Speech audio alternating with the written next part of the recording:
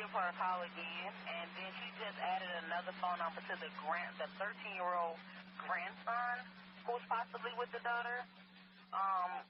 Step out with this. 2412. Veteran crisis hotline's calling in, so they have a female veteran off her medication. She's at work to safe haven. Attacking 12, we'll check that one out.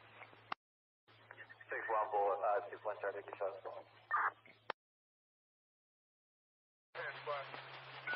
Also still stands for time? No. Offender in custody.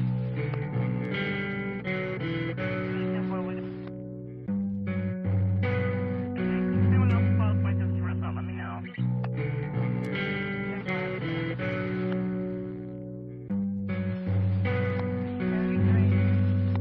3-3.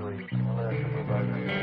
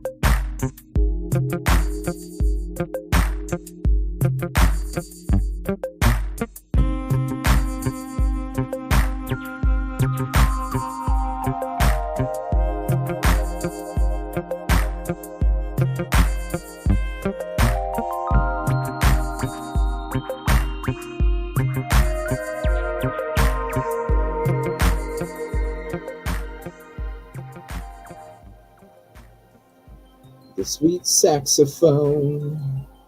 Almost the midnight hour. Not quite. It feels like it, though. What's up? It feels like the midnight hour, you guys. But we're chilling outside, relaxing. Good evening, everybody. What a drive today. Long drive. But we're all comfy in the jam, so we're going to have a show tonight, and then we're going to have Idaho 4 tomorrow with Rosie. Can you hear me? Am I really quiet?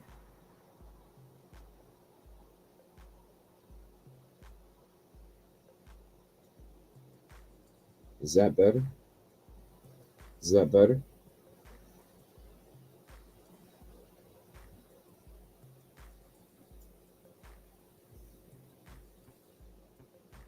Is that better? No? Can you guys hear me okay?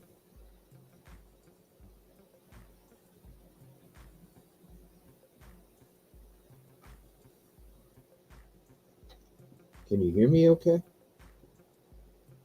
You can hear me? Okay. Sound fine.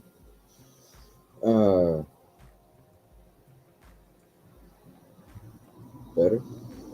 I'm back to ooh. What's up, Charlie? If you want to... What's up, Brittany? If Charlie, Brittany, you guys want to hop up? Busby, if you want to hop up, let me know. We're going to be getting into a couple things tonight, but tomorrow we're going to be, me and Rosie are going to be going over the Idaho mic check. Me and Rosie are going to be going over the Idaho 4, the last 2 court hearings that took place. So we'll be going through that tomorrow, most of the day, really. And then I'm going to take a couple days to, we're still going to hang out. We're going to do some games and stuff this weekend, but I need to get some more work done on the vehicle in preparation for the next trips coming up. And can you hear Charlie? Maybe back out, Kid Kitty, or something. I'm not sure.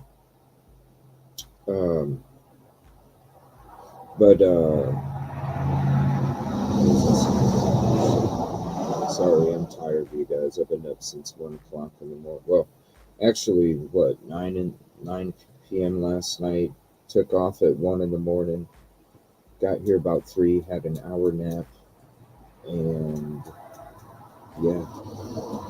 So you get what you get tonight. You get what you get tonight. I need to drink some coffee, though. That's for real. Ooh, that's hot. I can't even take a drink. That shit's hot. Woo! Damn, that shit's hot. I need to take that lid off. There we go. Just take that off a little bit. Ooh. But tonight we're going to be going into a couple different things. We're going to be... there's an episode of Surviving the Survivor that we're going to check out tonight. Also, some of the other stuff that we need to finish up from a couple shows ago. And then there's some more Riley stuff we're going to get into. I'm going to be going back to Nashville here soon as well. I'm going to be... bad sound? Hold on.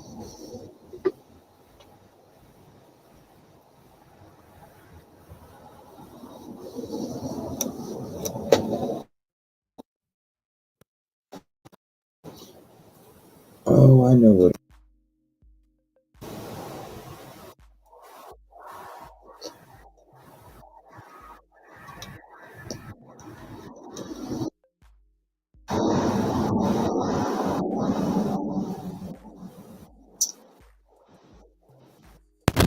There we go. That should be a lot better, right? I forgot when I'm on the road, I gotta switch all my settings. Is that better? I forgot when I'm on the road, I gotta switch all my settings in StreamYard. Damn.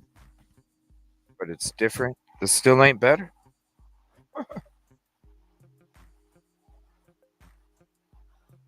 Crackle and pop? What? I still sound like I'm in a cave? It's good now? It's great? What the fuck? All right, it's good. Static. Better. Better. Yes. You're good now, bro. It's better. Yes.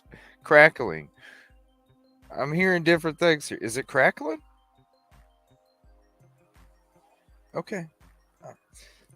Sorry, it was coming out of my computer microphone, not this. So, me and Rosie are going to be covering. Well, there goes 13 minutes. Me and Rosie are going to be covering Idaho 4 tomorrow. We're going to be going. It's going to be an extended show most of the day.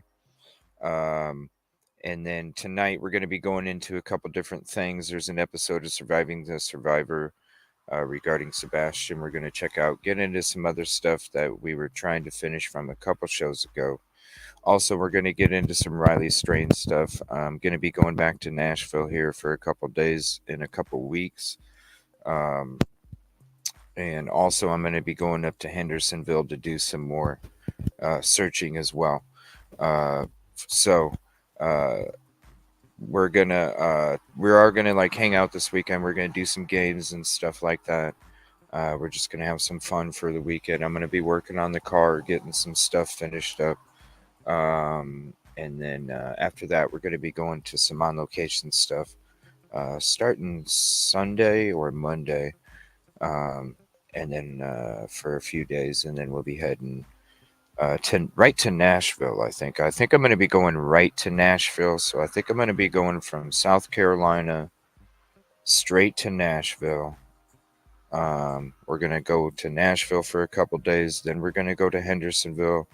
After that, then we're going to go back. I'm going to have a studio day or two. Then we're going to go up to the Rock and Roll Hall of Fame. Then we're going to come back, have a studio day or two. And then I'm thinking about going to Oklahoma after that. But it just depends on how it plays out. So that's what the plans are for the next few weeks, where we're going and what we're doing. But sorry, I'm just I want to say contribution call out to Little Pockets. Give me 1 second. Let me get that screen for you. Contribution call out Little Pockets. Thank you for becoming a member.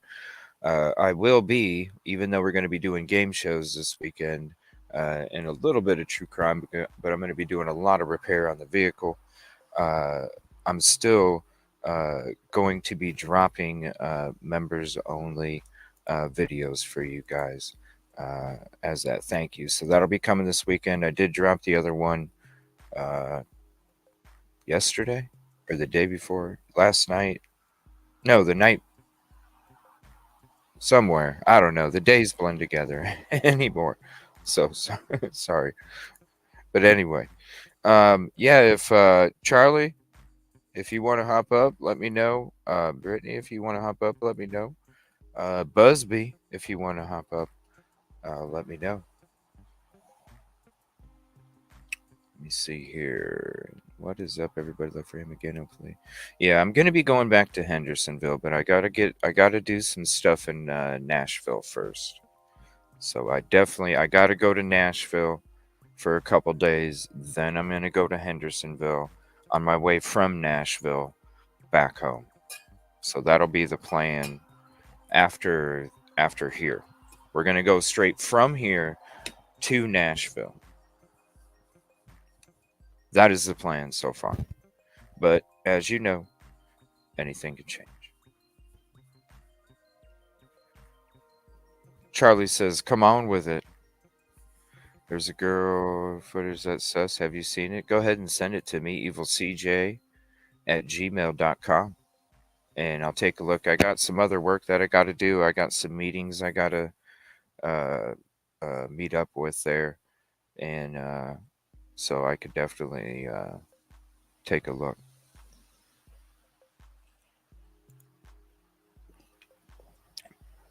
Damn, that shit's hot. Woo! Woo! What's up? Thank you, Katrina. Yeah, let me know, Kara. When you do go to the same place. Yeah, I do. I am going to go back to some of the same places because trust me, I have more places that I want to go to for searching. There's still more. The reason I didn't, I needed to give my toe was healed up finally. I needed to give my toe a break. Also, after that weekend that we did the boots and boats, we pushed it um, and I had to do these repairs to the vehicle. So it was one of these things where it was like, yeah, there's still more stuff that I want to search. But I wanted to focus more on the boat stuff, the water stuff, because we only had a limited opportunity for Brothers Underwater Narc Divers, just to be there for a couple days. So it doesn't mean that I'm done searching there. Trust me.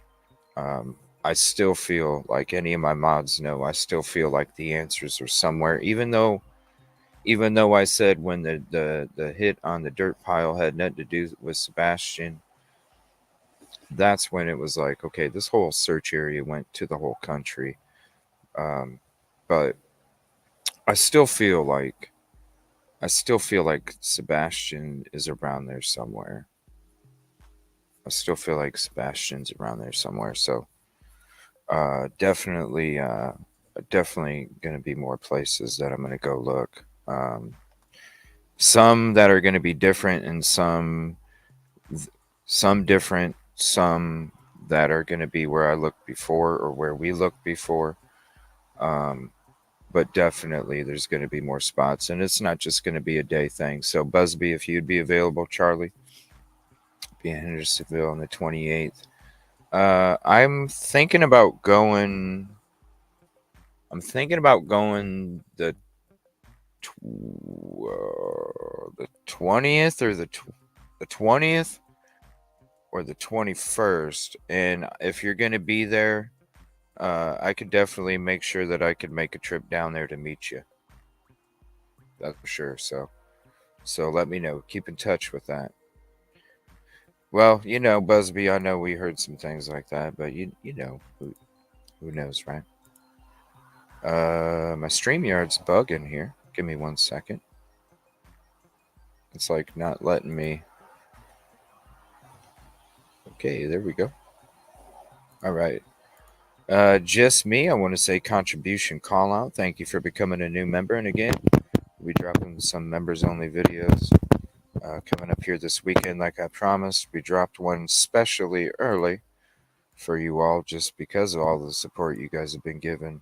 So I wanted to give you an extra early one, and I'm going to be dropping some other ones too. So and we're going to show some of it tonight, and I'm going to be dropping them after the show tonight. So if you are a member, you're going to be able to get the GoPro of the Riley strain when we went down to the shoreline. So I'm going to drop that for you guys too. Actually, you know what? I think I might just make that. Public, because it does need awareness, right? It really does when it comes to Riley's case. I'm just going to make that public, actually. But you guys are still going to be getting a whole shit ton of stuff here. Give me 1 second. If you want to, Brittany, you're more than welcome. Let me send one to Charlie. And we'll check out that Surviving the Survivor. Surviving the Survivor episode on Sebastian.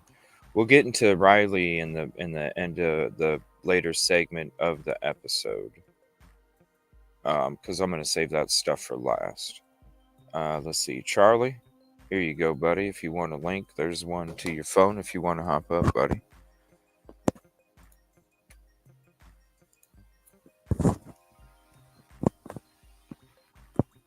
Oh, for sure. It's just like if you guys here if you haven't seen the search when we were doing Riley Strength, we're actually going to get into the. I think it was the first day we were there. I think it was the first day we were there.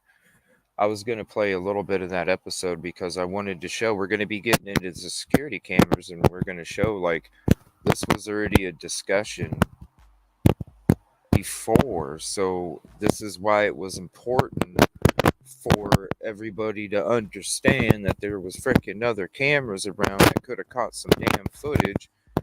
And unfortunately, now it's being a topic when it should have been a topic before he was even found. Static when I move. Hold on.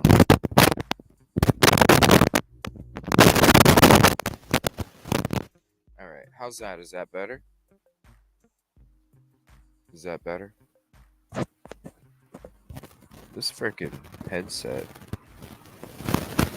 Maybe I should try my wireless earbuds.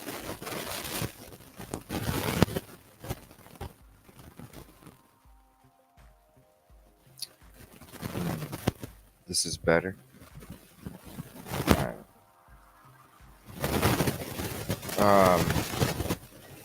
But yeah, I was gonna get into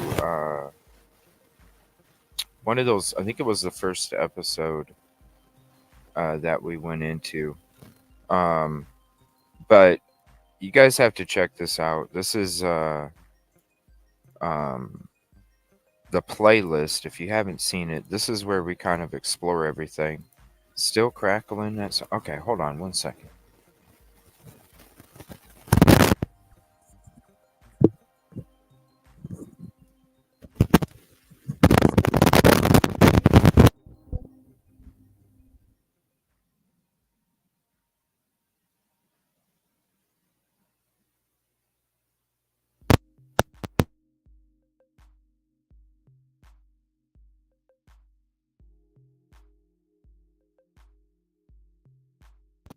Is that better? I think it's my mic with my jack.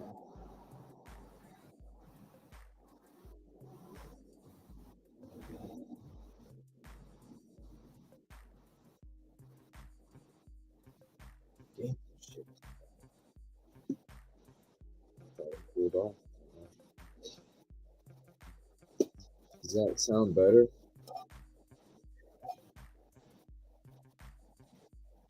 Man, you can see the smoke file. All right, talk some more. Static? What? All right.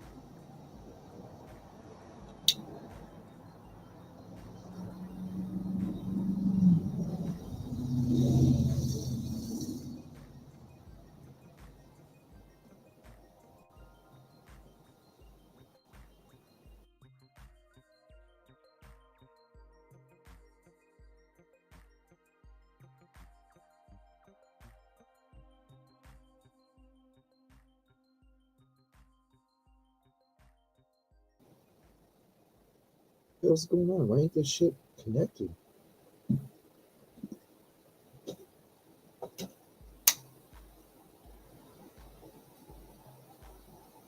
Why ain't this shit connected?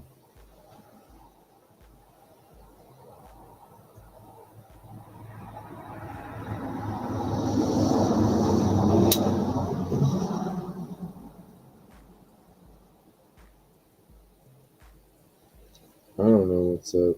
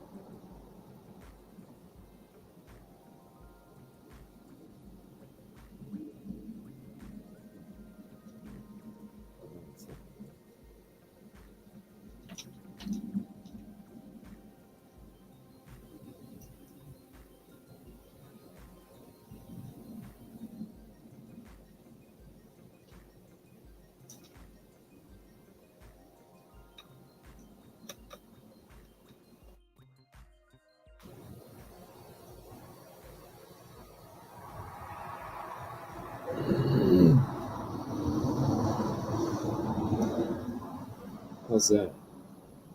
I don't know. My Bluetooth shit ain't connected. Hello, hello, hello, hello, hello, hello, hello, hello.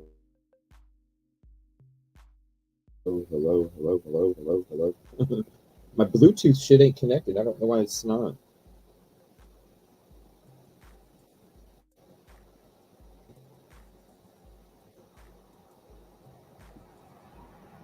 Sounds better. All right. I don't know what's up. It just goes like there's nothing trying to connect. I don't know what's up with it. Whatever that is.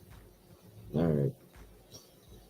Anyway, sorry about that. Hold on. I saw some contribution call outs real quick. Paige, contribution call out. Thank you so much for the $1.99 super sticker. And let me see what it was. And Charlie, I sent you a link about 10 minutes ago to your phone, buddy.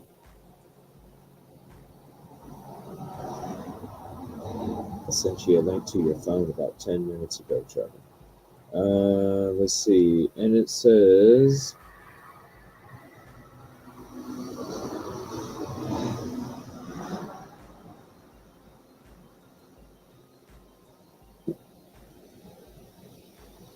what the fuck?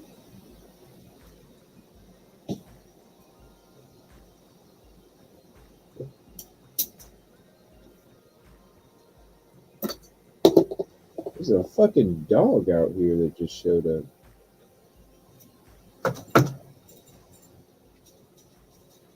What are you trying to find to eat, man? Shit. Oh, sorry. What the hell was that? Crazy. Crazy. Thank you very much. Also, hold on 1 second. Contribution call out. Samantha Joy for the 5 gifted memberships, and those went to Joanne, Ginger,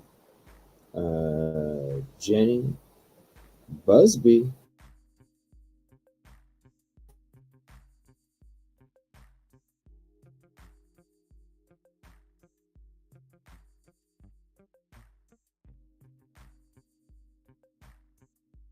And Pinky, there you go. Busby. Whoop. There we go. Everything's going haywire tonight. Everything's going haywire. What's up, Georgia girl? A dog sniffing. I don't know what the hell it was doing. I have no idea. Got my headphones on so I can hear you. Sorry. Yeah. Heard about OJ today.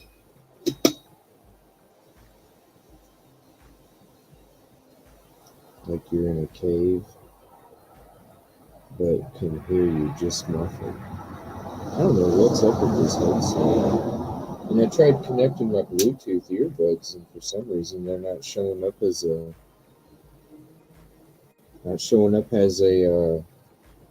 as an option to link for some reason. I don't know. I'm not sure. Busty busted me out. Hey buddy. I'm fine. Phone lines and videotape. So yeah, I'm outside because it's nice out. So I'm outside. But I can mute it here as we watch these shows because I ain't gonna mute it now. I wanted to get into first because I just came across this actually. I wanted to get into this Surviving the Survivor episode where they discuss Sebastian Rogers' search warrant, but no foul play is suspected. So I figured we would go into that first and check it out. But I didn't know if Charlie wanted to hang out and talk to us. I know he was out there searching. You did not get it? Yeah. I sent it to, let me see.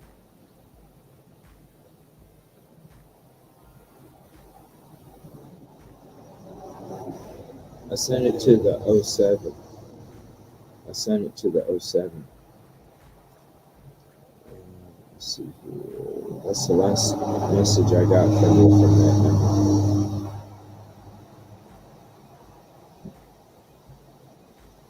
But I figured we'd check that out and kind of discuss a little bit more about it, get into some of the other stuff that we were trying to finish up from the other night.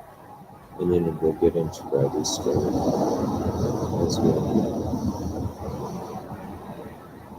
Well, I'm outside and I'm relaxing, so I guess I'm just not your kind of channel, so you can just go to some.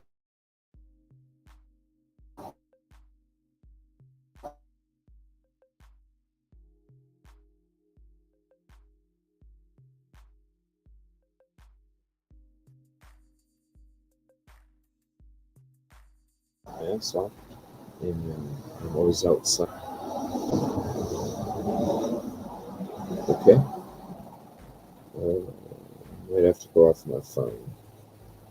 I work my ass off, so if I want to sit outside for an evening or two, I think I can. So if that's a problem, I guess it's already a problem, and we can just go somewhere else because I don't give a fuck. You know, there's too much negativity out in this world, and I just like to get rid of it as soon as possible. Really, honestly. Because if it's already negative, I already know it's going to be negative. And I just get like, fuck it, let's get rid of it. You know what I mean? Weed them out quicker. Weed them out quicker. You know. Bye. Weed them out quicker because I'm just about kicking it with people that want to kick it. You know what I mean? Even if we're on a fucking beach or a quiet ass library, doesn't matter to me as long as we're kicking it. So, if any other shows out there, alright. But I am going to mute it while we watch these episodes because I do want to make sure that you guys hear what they're saying too. So, we're going to get into that. Let's see. Let's go with this one. Oh, I'm not getting on the road yet. I have, that's why, like, Tomorrow we're going to be having the long Idaho forest stream. Yeah, I'm sitting outside. It's beautiful, right, Gemini? It's beautiful. Fresh air does the body good. That's right. I love nature, yo. Look, I'm telling you right now, if I wasn't searching for people, then I'd be hiking the woods anyway. You know what I'm saying? So if I'm gonna hike the woods because I love nature, why don't I go hike the woods for other people that need the woods hiked for? You know?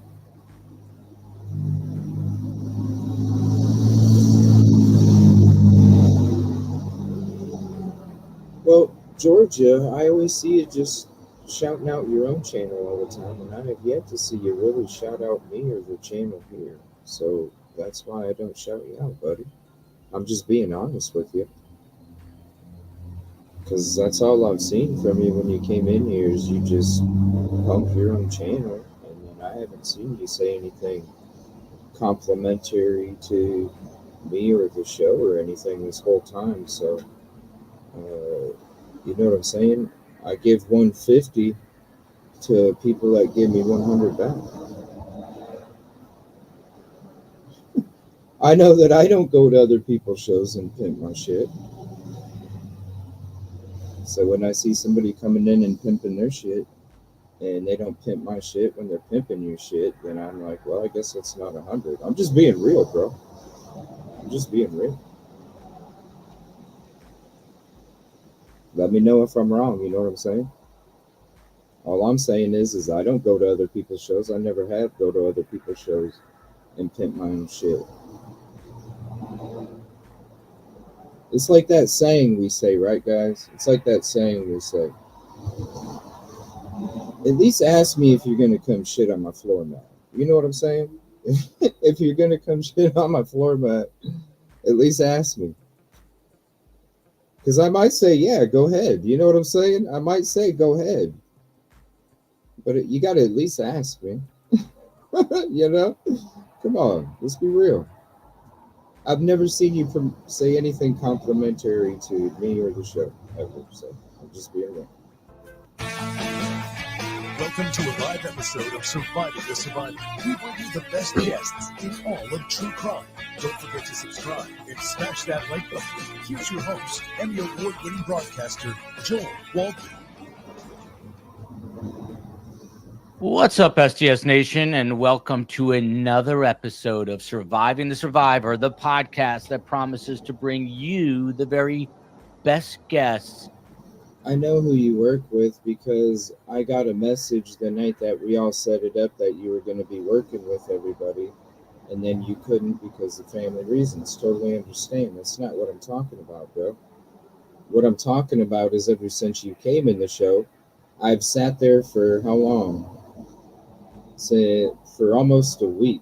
I've sit there and let you pimp your show in the chat, and you've never said one thing to the show or myself, and I haven't said anything at all. I haven't said anything at all, right? I haven't said anything at all, did I? But when you sit there and you ask me, CJ, can you promote my show because I'm struggling? Well, then I gotta be real with you, bro. I give 150. I gave 150 from not calling your ass out after the first day. Let's be real. I gave you 150 for the first day, the second day, the third day, the fourth day, the fifth day, the sixth day, and we're getting to the seventh day. Where am I wrong? Where am I wrong? So when you ask me to pimp your channel, I'm sitting there going, you haven't even pimped my channel in my own channel.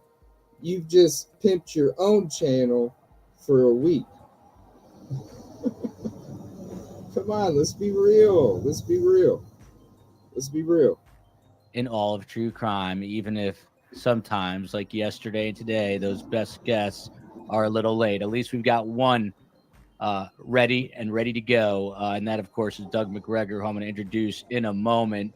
Biggie here with, if I can get to it, like this comment, who do you guys think is going to find the real killer now that OJ died? Of course, a historic day of sorts. O.J. Simpson passed. Just ask me if you want to shit on my floor mat, okay? I give you 150.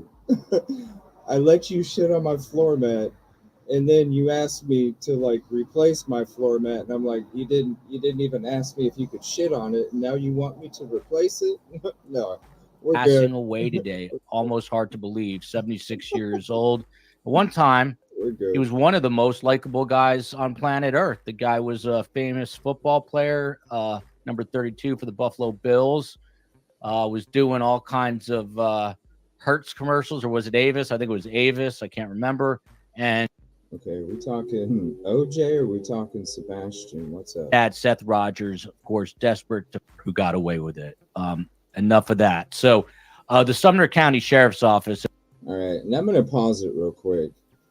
So I know you guys have heard, and I want to say shout out. I want to do this real quick before we get into the rest. I want to say shout out to JLR for this video. And I'm going to share it with you. Obviously, we can't play it because we'll get in trouble. But I wanted to share this. This is where he discusses. He discusses. Here, I'm going to share this real quick. He discusses, and I want to say shout out to him because he discusses a lot of the stuff that I feel took place, a lot of the things that I feel are happening, a lot of the things that I feel are important, because I think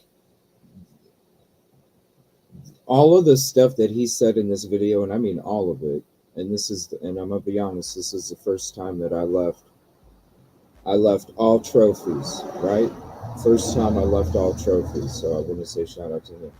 Talking about not only the lie detector test, but also the theories and the interests and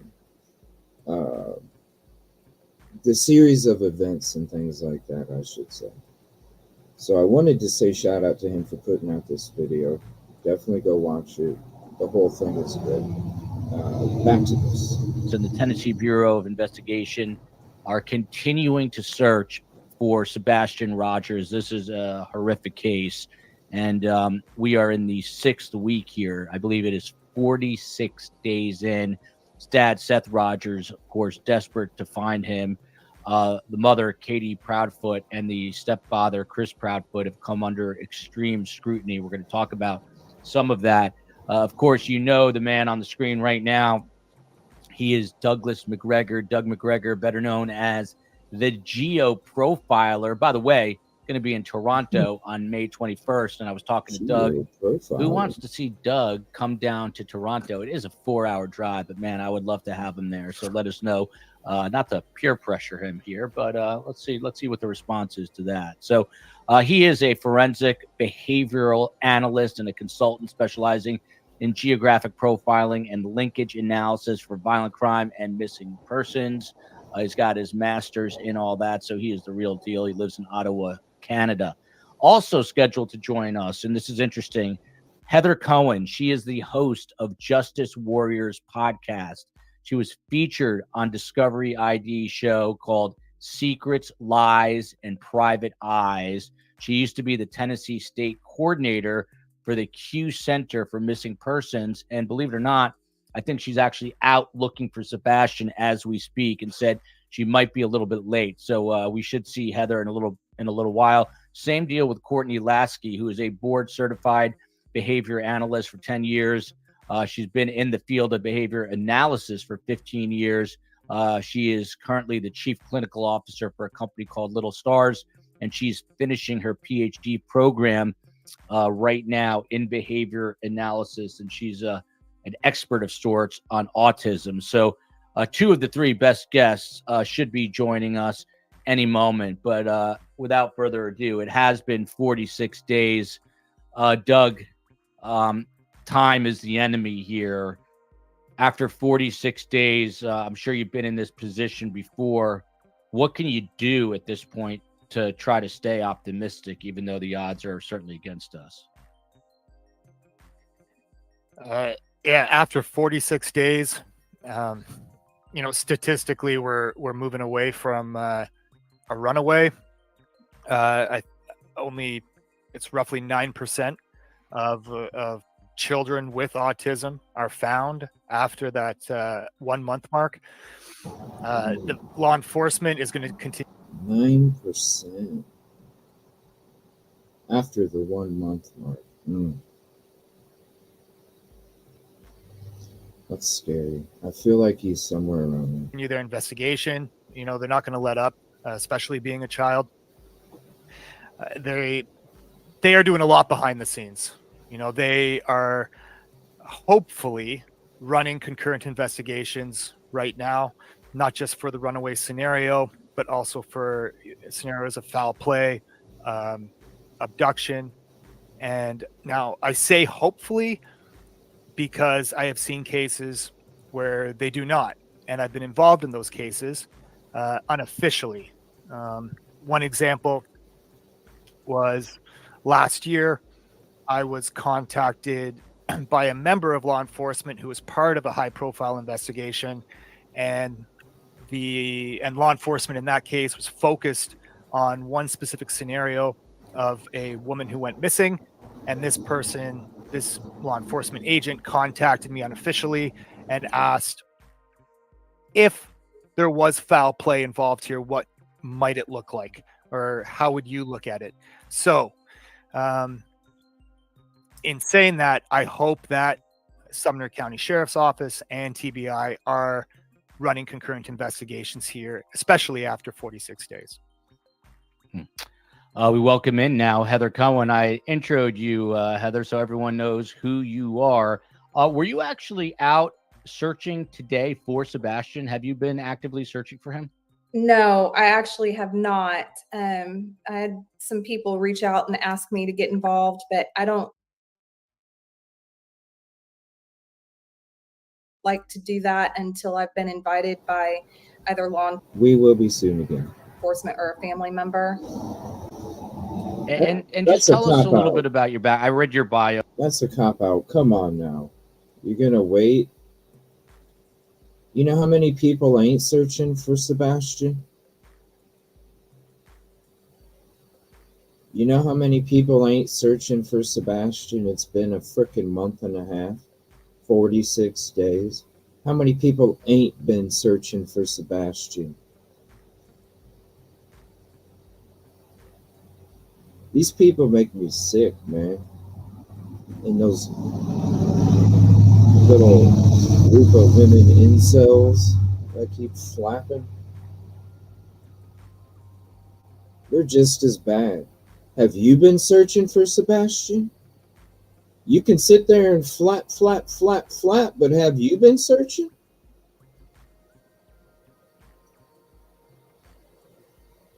Just saying.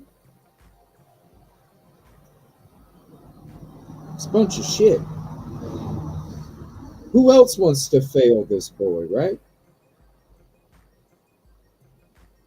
Who else wants to fail this boy? You want to sit there and fail this boy when you have an opportunity to fucking go search and you don't? Every moment that there's a search, there's another possibility that he is found. What the hell is wrong with that equation that people can't understand? What the hell is wrong with that equation? Every moment that is spent searching for him is another moment that you can find him. What the fuck is wrong with it? These people need to get the fuck out of here. You and your 300 fucking views when you ain't bashing people. So people know you have your podcast, and we'll of course plug that again for you. But tell us a little bit about yourself. How did you get into this line of work? We're fighting for him. We are. Okay, well, I actually got involved with PI work because I started volunteering in missing person cases. I was the Tennessee state coordinator for the Q Center for Missing Persons. And I had gotten involved in a few different cases along the way, Holly Bobo being the first one, the first really big one. Hit the ground running with that and jumped all the way in, dove in, from beginning to end. I think it was 4 or 5 years that I invested in that case. And Devin Bond was another one. And that's the thing. We go out and search whether we get the contributions or not. The contributions help get us there, keep us there, protect us.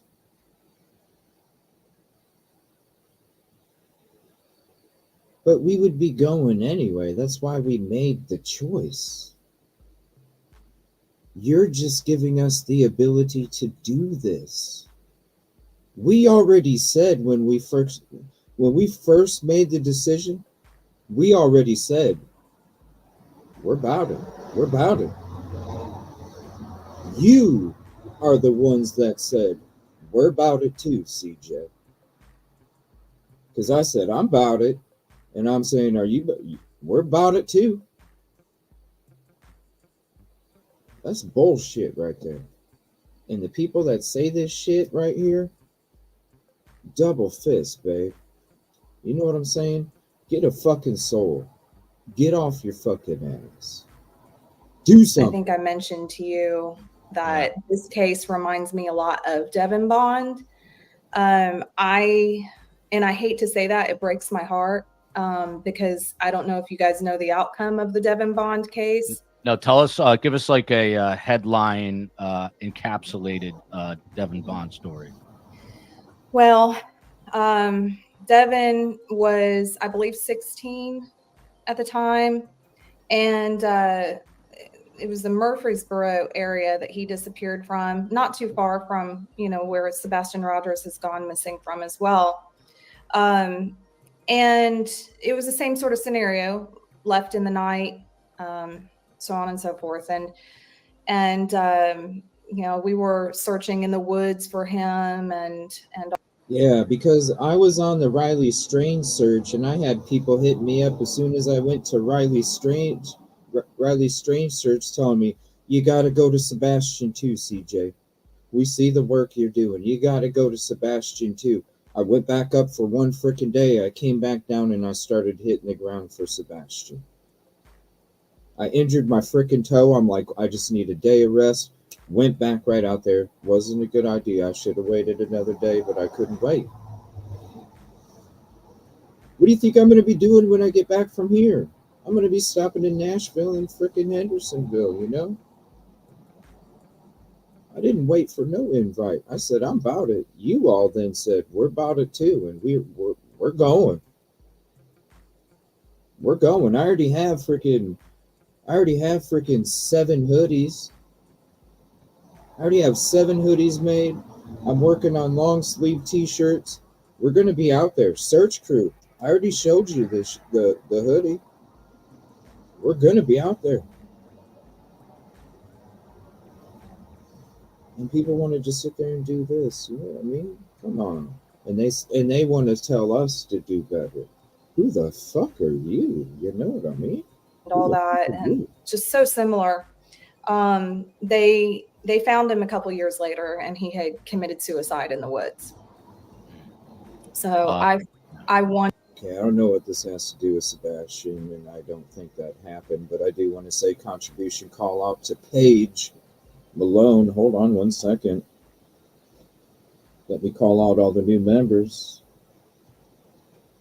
Dang, we got Jody, Rachel, Truth and Justice, Ladybug, Diana, Catherine, Stephen, Bridget, Floral, Ramona, and thank you very much. Those are the gifts. It's not only you support the show, but you also support another member of the community that is not able to have the membership.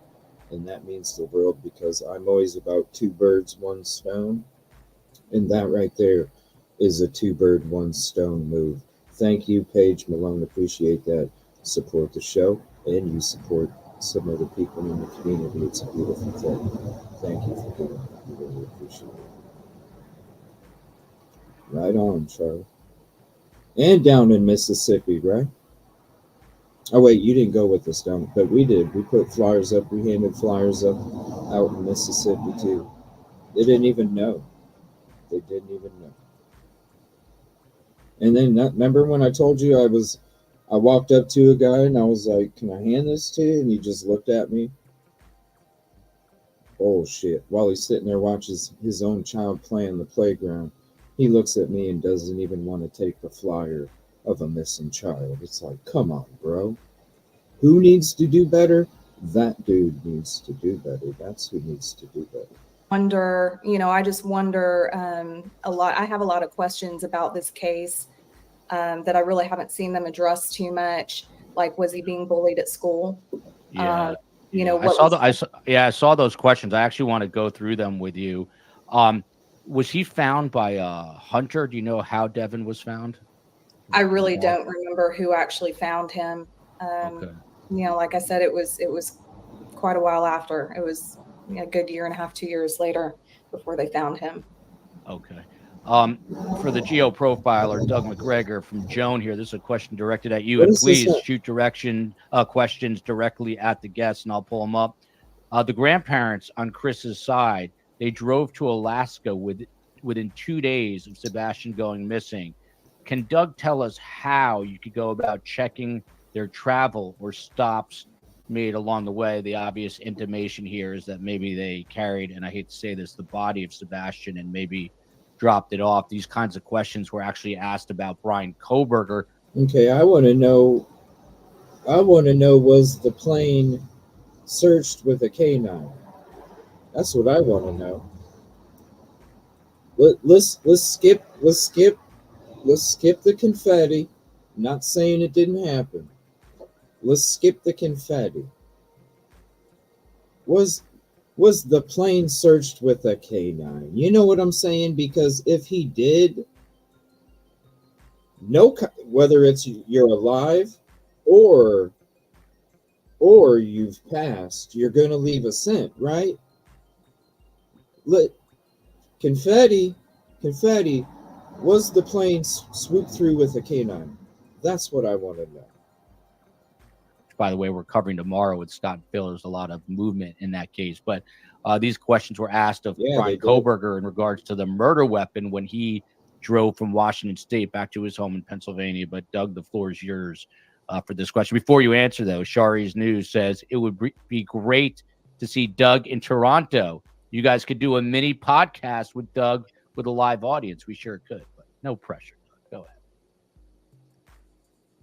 ahead. The TBI and law enforcement in general, they've been tracking they've been analyzing digital evidence and tracking the phone activity of, I'll say, persons of interest since the beginning. Persons of interest, we can imagine who that might include, and then there's probably additional ones that law enforcement knows of as well. And we know this because the press release that the TBI put out on March 15th already said that they were already doing that. The other reason I know that they're tracking phones is because of where the search started. So the ground zero for the search has been 1008 Stafford Court, their home address. That's not the place last seen, other than his mother. Okay, so assuming his mother is a person of interest. She is a person of interest because she was the last person to see Sebastian alive, remember? What the hell is going on with this world? Can she be labeled as a suspect?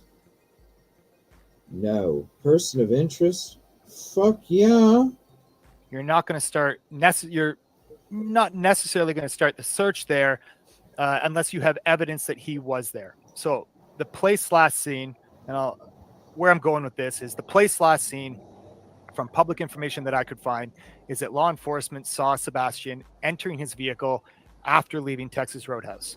So that is the place last seen in the public eye Okay, why wasn't it from the same ring cam that picked up the garbage truck video showing them pull into their driveway? Whoops, hold on. Pull in front of the house, then pull into their driveway, then get out of their vehicle, then walk into either the front door or the garage door. Tell me that.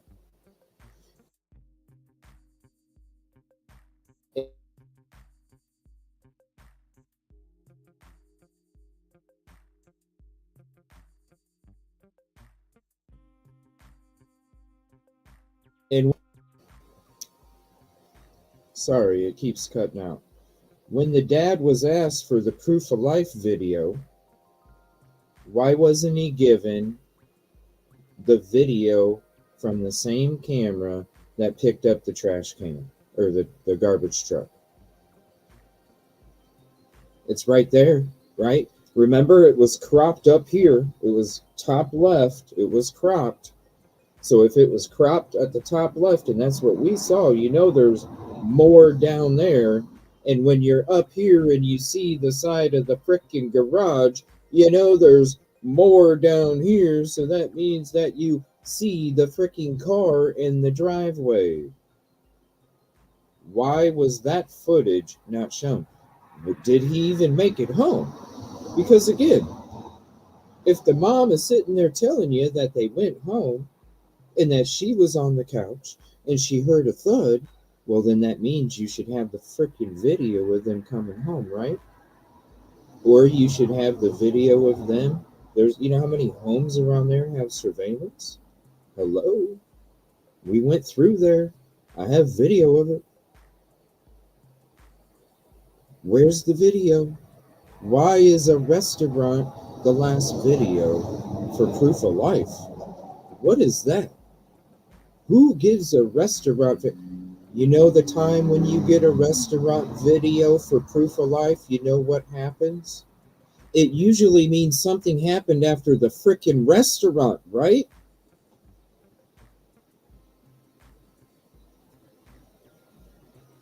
It's not about street cameras, Busby.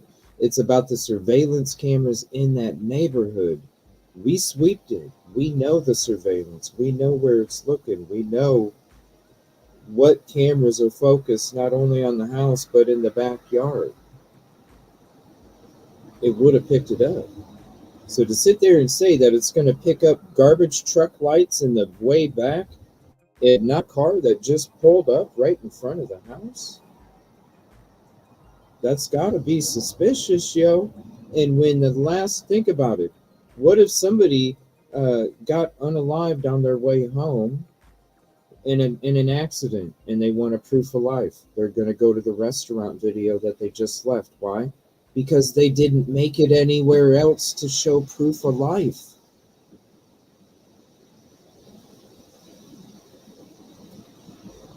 Think about it.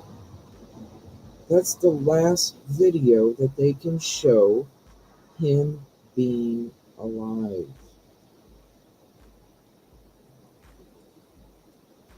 So to sit there and say that the mom is not a suspect, Douglas McGregor, come on, bro. And Heather Cohen, I might just skip you because I don't know. That intro is horrible. Other than the mother, right? So in order to place him at his house, they have to track the phone from Texas Roadhouse to his house. Sorry, did I say something else than a restaurant? I'm sorry, I might have said something else. I'm fucking loopy tired from driving all damn night, and I'll be up 24 hours pretty soon. I'll be up 24 in 2 hours. Well, in 2 hours, I'll be up 24. So, hey, I might have said something else. I apologize if I did. Hopefully I didn't, but if I did, I apologize. Directly to there. If there were any stops along the way, that might change the last place that he was alive. So, in my opinion, that's likely what they did, placing him at his house as the last known position. The place last seen, other than his mother, is still Texas Roadhouse getting into the vehicle. Now they've liked. Why are they not releasing the video? Because they probably don't show Sebastian getting out of the frickin' car, yo. Right? Type a 1 in chat if you think the reason why they're not releasing any video after the restaurant is because any video that they could release that has Katie in it doesn't have Sebastian. Type 1 for yes, 2 for no. For real. Just think about it. Likely done the same thing with several persons of interest, which may also include the grandparents. And again, tracking their phones. Vehicles are harder to track. Depends what type of vehicle you have, but vehicles are harder to track. But phones, definitely. And they've tracked those phones from their home up to Alaska. You know, if they are persons of interest, they probably checked with Canadian Border. Yeah, and what's their search history? You know, like, how do you not have a cell phone show up? You just leave it on YouTube at your house, right? Security to see if they picked up anything at the border. But then they're also looking for activity that they've done in Alaska. For example, if they drove up to Alaska and they went to a hotel, they went to some sightseeing and came back. I have no idea what they did. This is just hypothetical. What they're looking for is abnormal activity. If they drove off into the woods, right? So this is kind of how they identify where bodies may be. And I've worked on cases with other geographic profilers that, you know, this is kind of the behavior they're looking for. Did they drive out into some field, near a river, right? And then they can identify where a body might be. So they've probably done something like that. And now I'm sure that law enforcement is starting to do, or already have done, reverse warrants. And this goes back to a question that somebody asked me on X. And just so everybody knows what a reverse warrant is, you know, there's 3 different types. One is location. So it's a geofence warrant, right? So what they can do is they can get a warrant and they can grab everybody digital activity that was in a certain location. So let's say 300 yards around their residence. And they can find every single phone number that was in that area during that time of his disappearance. And then they can go through them one by one. So they can do that. They're probably already doing that. And from that, they can identify persons of interest. Was there any sex offenders in that area? Was there anybody, adults that he was talking to online in that area? Now, they can also do keyword searches. Google's kind of put some blocks up to this, but they can still do keyword searches, and this may change state to state. But if they're allowed to in Tennessee, they can do a keyword search. You know, did a stranger adult type in their home address within an hour of him disappearing? They can find that out. If it wasn't in Google, Google's again has you know, disrupted that a little for privacy issues, obviously. But they can find that stuff out. And then the last type of reverse warrant is genealogical.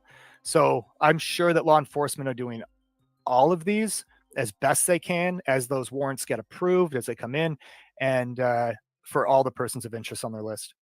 Wow, that sounds very interesting, but also incredibly time consuming as well. This is the young boy that everyone is looking for here, Sebastian Rogers, 15 years old. Again, you want to send tips to 1-800-TBI-FIND, 1-800-TBI-FIND. I brought this comment up. We've had him on the show. He is a best guest. Peter Hyde is also one of the world's best known statement analysis professionals. And Twisted Sister here is telling us that Peter Hyde has a theory, amongst others, that Katie Proudfoot, the biological mother, kicked Sebastian out as punishment after an argument, and he's been going through all of the texts, all the written language to try to get a take on it from that perspective. Heather, to you, there's a local story today that I was looking at. The geofence, Janet says, is going to tell a lot, in my opinion. That sounds about right, especially if you're Doug McGregor and you're doing the geo profiling. But there was a question posed in a local paper today in the Tennessee area. and it was the following: how does a teen with autism walking from a home barefoot in the middle of the night with a flashlight just disappear? What do you have any theories on what happened here? I mean, this is just such a peculiar case. You know, the mother says that he went to bed that night, she didn't see him, goes to check on him the next morning, and the stepfather's away allegedly during this time, and then she discovers him missing the next morning. But I mean, this is a simple but profound question. Yeah, I think the flashlight thing was kind of ruled out. So, you know, that's kind of, there's a lot of speculation there, but I do feel like, you know, as a mother of a teen who is on the spectrum, I don't really feel like that's so terribly out of the realm of possibility that he would have roamed off. You know, I mentioned to you. Are you prepared at all? Like, what the hell is going? It's like we're listening to Enon Harsh.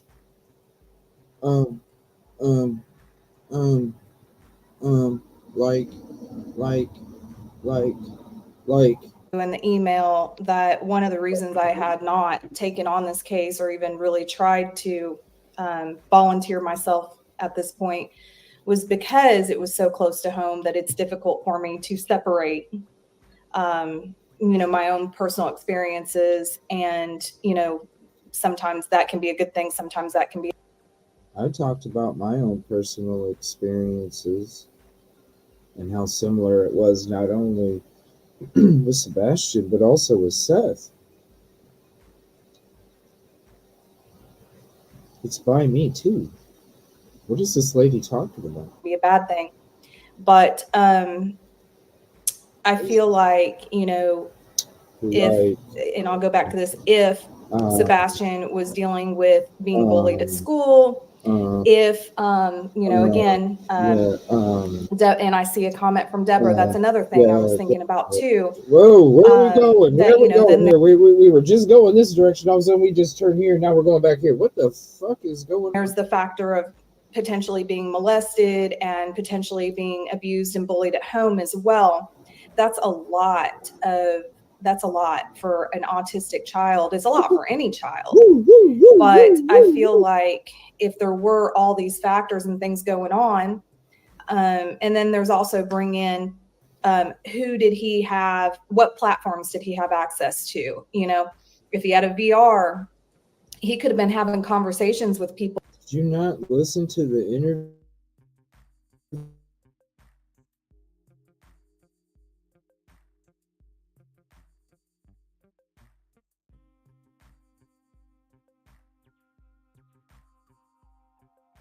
She didn't even listen.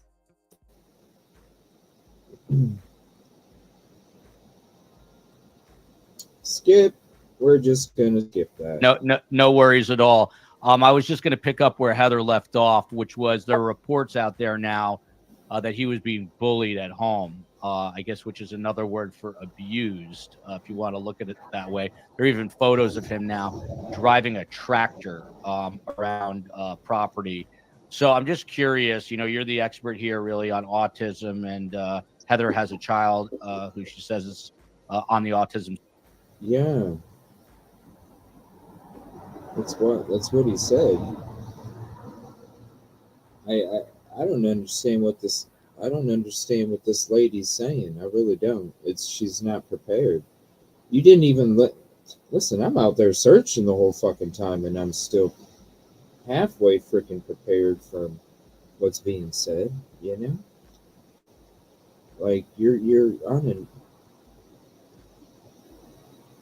boy, it's gonna be interesting when I end up on one of these shows, you guys, because if this is the talent pool that they have for their guests, if this is the talent pool that they have, this shit's gonna be cake, yo. Spectrum, but Courtney, to you, if in fact these reports are true, we have not completely verified this, but if he is being bullied at home, what does that do to a young child who's on the spectrum? It does a lot to any child, whether they're neurodiverse or neurotypical, but especially when a child is autistic, they have some degree of deficit in social skills. Their interpretation of the situation and what is acceptable and unacceptable, that's really, really hard. Communication, if they're unable to fully express themselves clearly and to a level that like his parents would understand, there could have been so much misunderstanding involved in it. So any kind of bullying, teasing, harassment in that sense, it can do a lot to development and just confusion in that child. Courtney is only here for a short time, so I'm going to bounce back to her. William Eyelash, I think he's being facetious and or sarcastic. Why is everyone on the spectrum? It does seem, Courtney, on a serious note, that you hear about it much more. Was it just underdiagnosed in the past, and now more and more people are diagnosed as science has advanced and medicine has advanced? Absolutely. It's exactly that. A lot of times, previously in medical history, people who didn't fit what was normal were hidden away from society. You didn't see them as much. So it's partially now we have acceptance and awareness. It is Autism Acceptance Month. So we have that. We have better capabilities in diagnosing. And then we also understand that autism is a spectrum. You have varying degrees of deficits and strengths. And so people are able to fall in all sorts of different ways. So yes, we do see a lot more of it now, but it's for America's favorite troll, and he trolls us, but we love it. I'm constantly bullied in chat. He says all the ladies give me a group hug. So America's favorite troll is in fact here. Never heard of Geo Profiler, Doug McGregor, back to you. So this is a question that everyone is asking about, which is why are they saying some people are saying foul play, and authorities have been very tight-lipped, but have sort of murmured that foul play is not ruled out and that no one has been cleared. And there was another kind of an op-ed piece that I was seeing asking this question, which is what would it take to open a criminal investigation here to seek charges? Where are we right now? It takes some kind of piece of evidence that needs to be found, and so every moment that's spent searching is another moment that Sebastian can be found, or an answer that can lead to where Sebastian is. And that's a good question, Samantha Joy. There should be. We've looked up other street cameras in the past, and they're available. Could we go back and see? Probably not. But who knows? They might have an archive. But I don't know. That'd be something you'd have to check. Man, I wish I had a Snickers. That sounds so good. I didn't even eat anything tonight. I just, I'll eat something after the show's done. But because we got a long day tomorrow. Idaho 4 with Rosie. We're going to be covering both court hearings. They're still at the campground as well. We're still. Yeah, shout out JLR. I appreciate it being out there. Right now.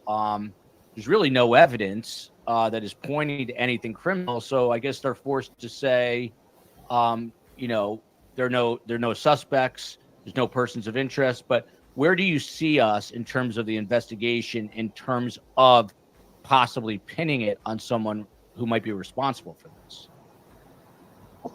I think they're looking, as I mentioned, they're looking into the possibility of foul play, and they're looking at all the persons of interest. They haven't ruled anybody out because I don't think they can yet. Let's just hypothetically say, I'm not pointing the finger at anybody, but either Chris Proudfoot or Seth Rogers, they both have the ability to drive to that house and back in the same night, leave their phone off, and make that trip undetected. And even if they can say for sure that Chris Proudfoot was still in Memphis, there's nothing to say that he wasn't an accessory to a crime. So I don't think they can rule anybody out at this point. At the same time, they can't, they don't seem to have enough hard evidence or circumstantial evidence to say there is foul play. And in order to do that, they're going to need either that evidence or they're going to need a body. So right now it's an open investigation, pursuing different leads. They're looking in different avenues of investigation. And I think it's going to stay that way until they have something to come out publicly with. I'll leave it at that for now. Pass it on to the others. But yeah, well, I'm actually going to come back to you because this question is directed right at you, but I want Heather's take on this as well right after, from Jody Arrington. Doug, at this point and all the time that has gone by, 46 days, what would be the plan of action at this point? What would you be doing? Search. I can tell you what my plan of action would be. I've never been law enforcement. So Search. My plan of action at this point would be, if I were to be brought into this case, which I have not worked this case in any official capacity whatsoever, or unofficial, but if I were to be brought into this case, I would be doing my complete geographic profile on the entire situation. I'm looking at the incident, I'm looking at the persons of interest, and I'm looking at investigative efforts. Those are the three things I'm looking at. I don't care what's been done in terms of the search if I was brought in. It's too much effort for me to create my profile, create my search strategy, and also take into account what they've done and try to, it just take too long.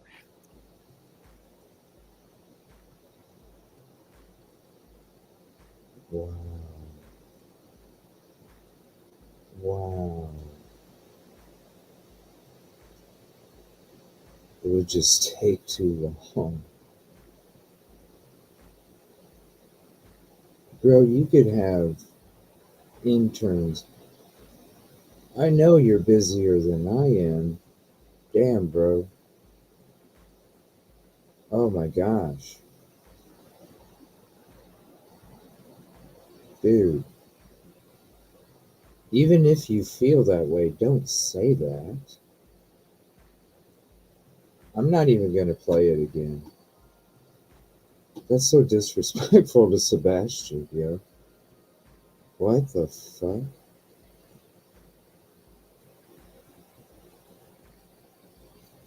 I give them what I come up with, and then from that they can use what they like. So that's what I would do in terms of the search strategy, and that would include. It would not include search and rescue techniques and operational procedures, because I'm not search and rescue. But it would include different strategies, different avenues to look into. And then I would also look into every single person of interest that I know about, and that if I was working with law enforcement, the names that they would give me, big intel background checks on all of them. And then the incident itself, I'd be looking into the incident and everything surrounding the incident. You know, are there any potential crime scenes, last known position, last place seen, everything that goes. You know, I only throw this up from time to time, but this dude is a no-shit Sherlock. He's a no-shit Sherlock. What the fuck is it? What? Dude, you're saying what everybody would say. This is political bullshit. Both of them. I don't want to answer that question, so I'm going to take the easy road. Because I'm too into myself, I suppose. Into searching for a missing. What the fuck is going on? This lady, her fucking microphone is just crazy loud. I don't know what the hell's going on. Her voice is delayed. It's weird. I keep watching her lips. I'm not even hearing what she's saying because the shit don't match. This lady already threw me off from the beginning because she already had an intro showing, shoo, shoo, shoo, shoo.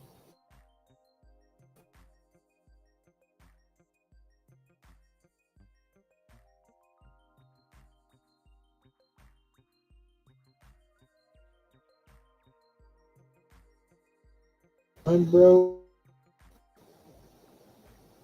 What?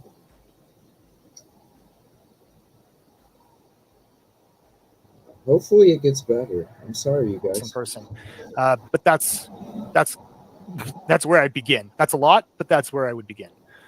And Heather, how about yourself? Where would you be directing this investigation at this point if you were in charge? If I was brought in as a private investigator, and as Doug said, I'm not law enforcement, so I can only speak from where I am. I would do a deep dive, kind of like he said, background checks, look into everybody, but I wouldn't just look into the persons of interest. I would basically look into everybody and anybody that had. Good, then you should be partners. What the? See, you see how political this is? If I ran the investigation, they're not asking you if you ran the fucking investigation.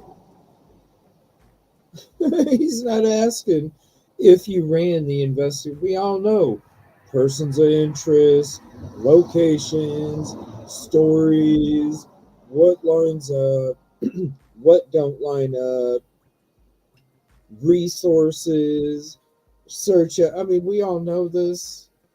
What is? Had access to Sebastian.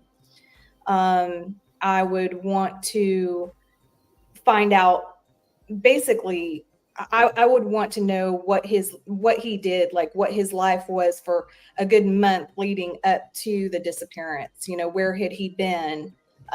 What had he done? And just talk to everybody. And I think the biggest thing, and I say this a lot, that, and I'm not saying that's the case here, but it tends to be the case sometimes, that law enforcement will, zone in on a certain theory, on a certain person, and will sometimes miss things. So I would want to really go back and look at everything and see if there's any leads, anything that they're not paying attention to that maybe should have been paid attention to.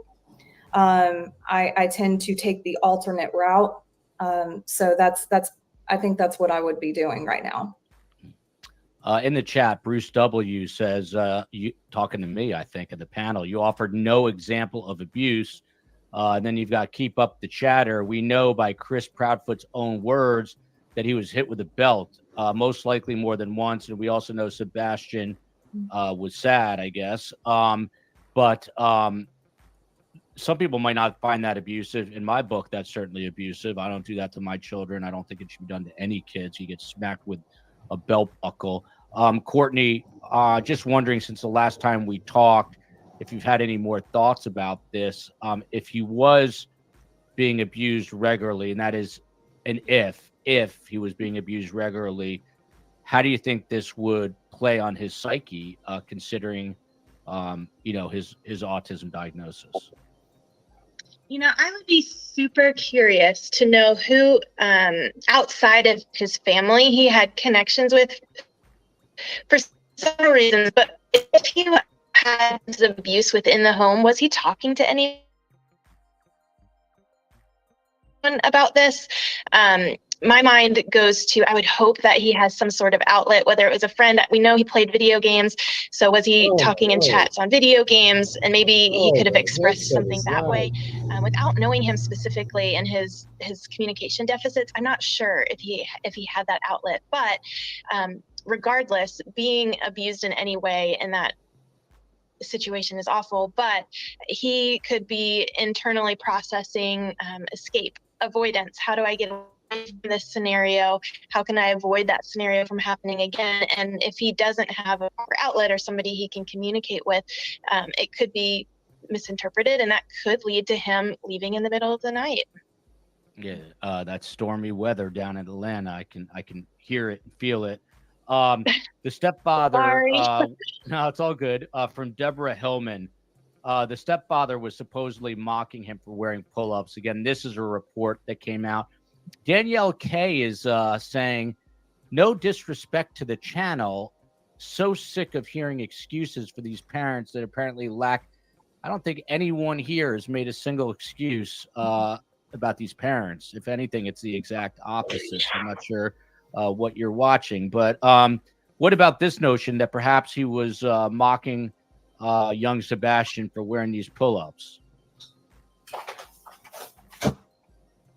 Yeah, that's, Courtney, Yes, sorry, I can hear you just fine. It's just unacceptable on all levels. We want to promote strength and growth in our children, and by mocking them, that's doing nothing to help him improve. If they are working on potty training, and it's very normal for kids of all ages to have bedwetting accidents and need nighttime pull-ups, especially if you're in an abusive situation. We know that can increase bedwetting. So that's not surprising at all. It can make that situation way worse. Back to the TBI. Oh, this is actually the Sumner County Sheriff, so I apologize. Eric Craddock. And Heather, to you, he said, we have not cleared anyone, but we have no evidence of foul play. He went on to say that there are theories at play. And then District Attorney Ray Whitley in that county, in Sumner County, says that there needs to be something more physical evidence, blood, Sebastian's clothing, a flashlight, security video, or an eyewitness implicating someone. But none of that has been found. If you want to speak to that. And then I just wanted to circle back to Doug's earlier comment, Heather, that Chris was allegedly in Memphis. It's a 3-hour and 37-minute drive, but there is a possibility he could have, in the darkness of night, gone and come back. Have you pondered that? Have you thought about that? I have. And in preparation for the podcast, I did go through and watch several videos, including Nancy Grace. So I'm aware of some of the comments that people have made. And I do agree that his statements, there are some.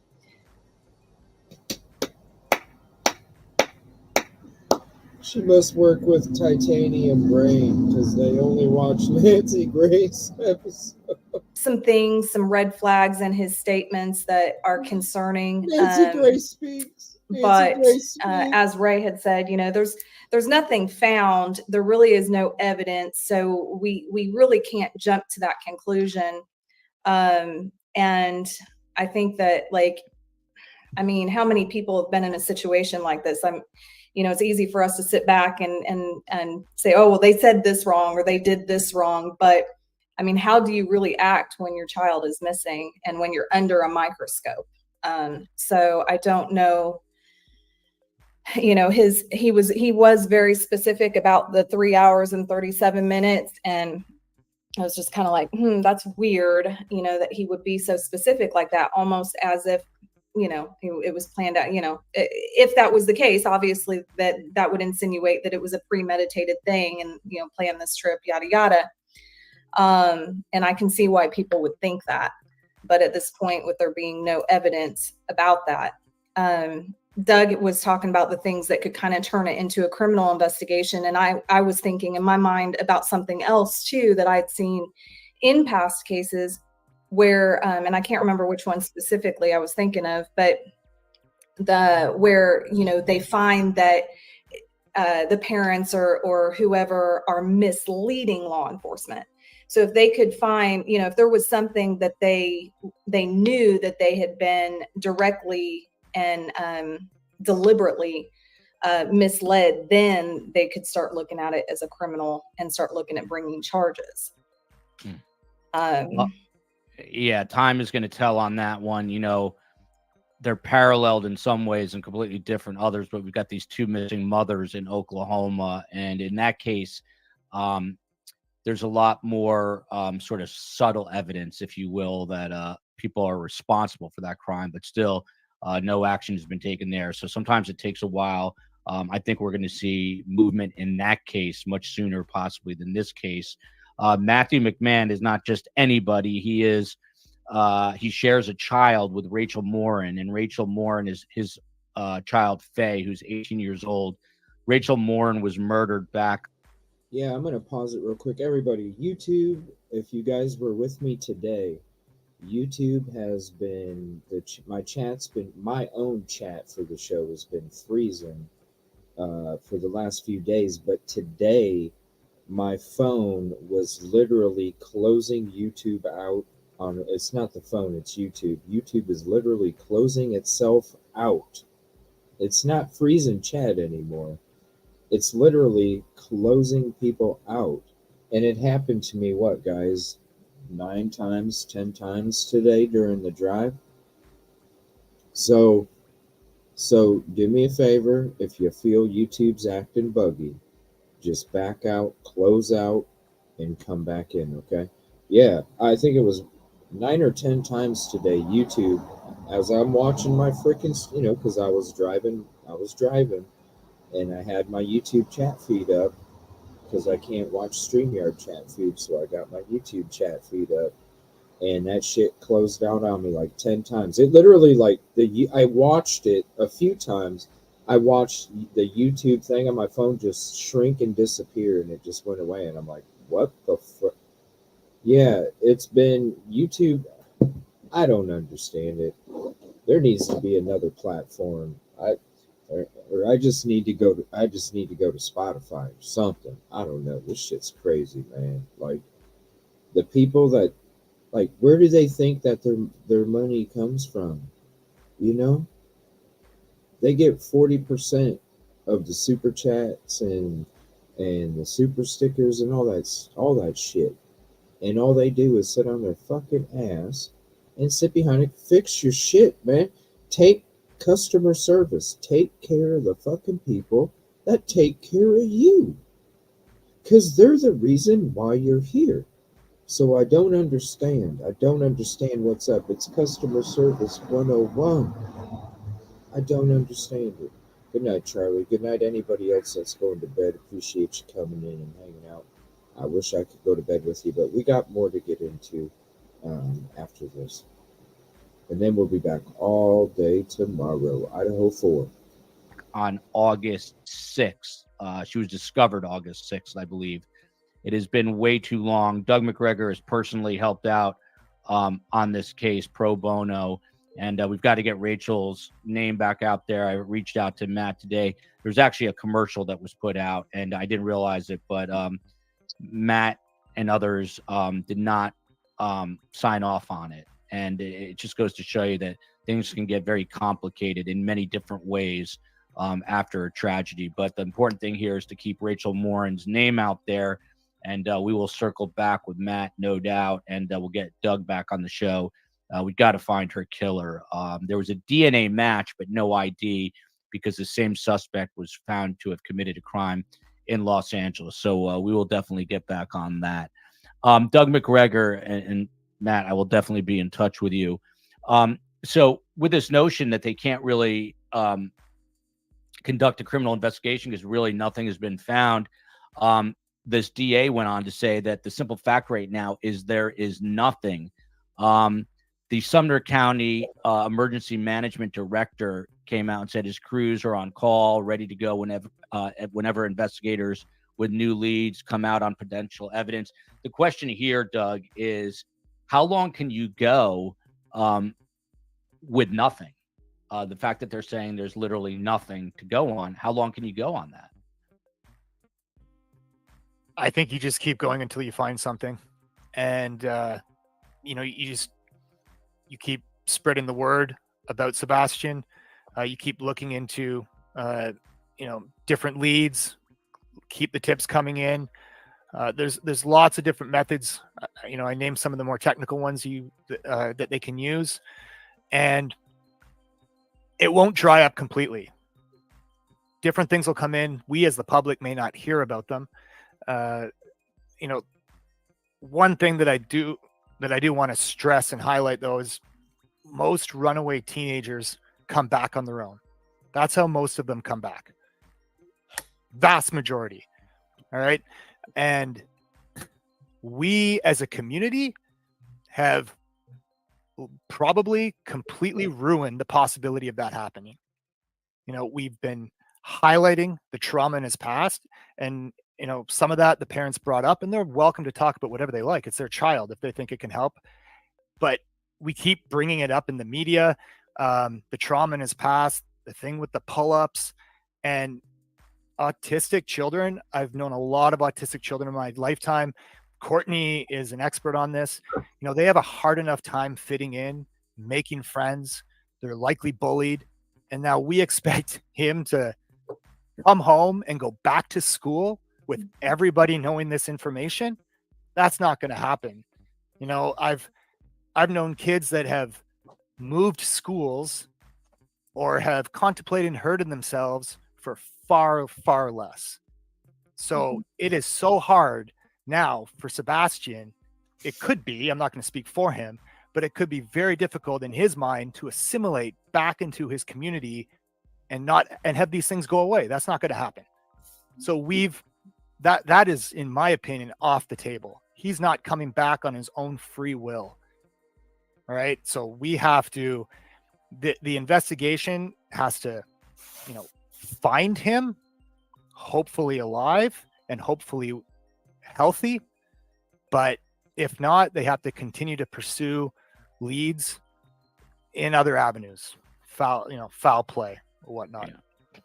Yeah. Courtney, that brings up a sad question to ask, but is there any kids who are on this autism spectrum, do they have a higher rate of unaliving themselves than a typical child?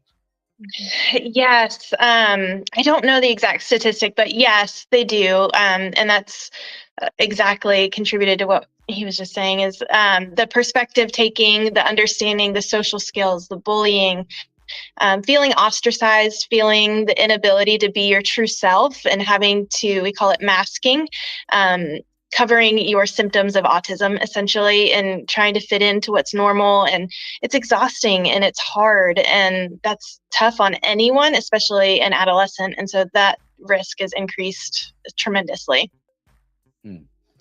I'm going to come back to you in just a moment. I got a couple. You know what? Let me ask you this before I forget it, because this is a really important question, I think.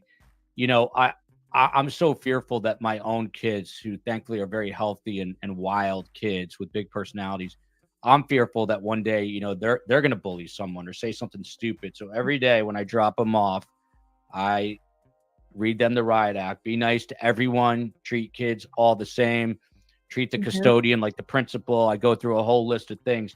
What can parents say to their children? Let me skip ahead here.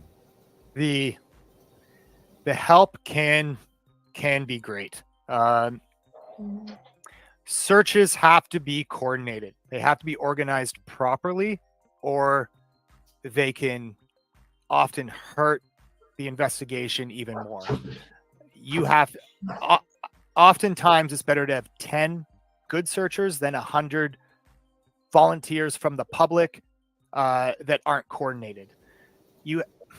I'm not search and rescue. I work with search and rescue, but search and rescue are very good. At least the legit search and rescue groups are very good at coordinating searches, probability mapping, giving individuals assigned tasks, telling them exactly what to look for. You're not just looking for Sebastian. You're looking for Sebastian and everything that he had on him when he went missing, for example.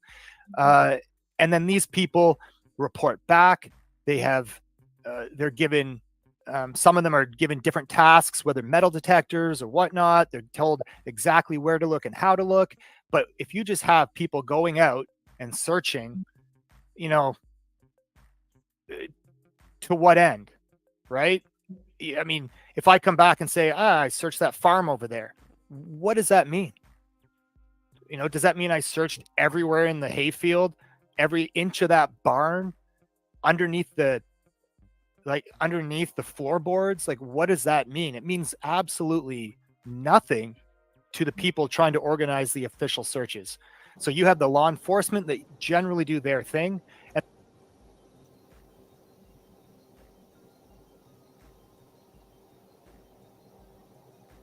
Wow.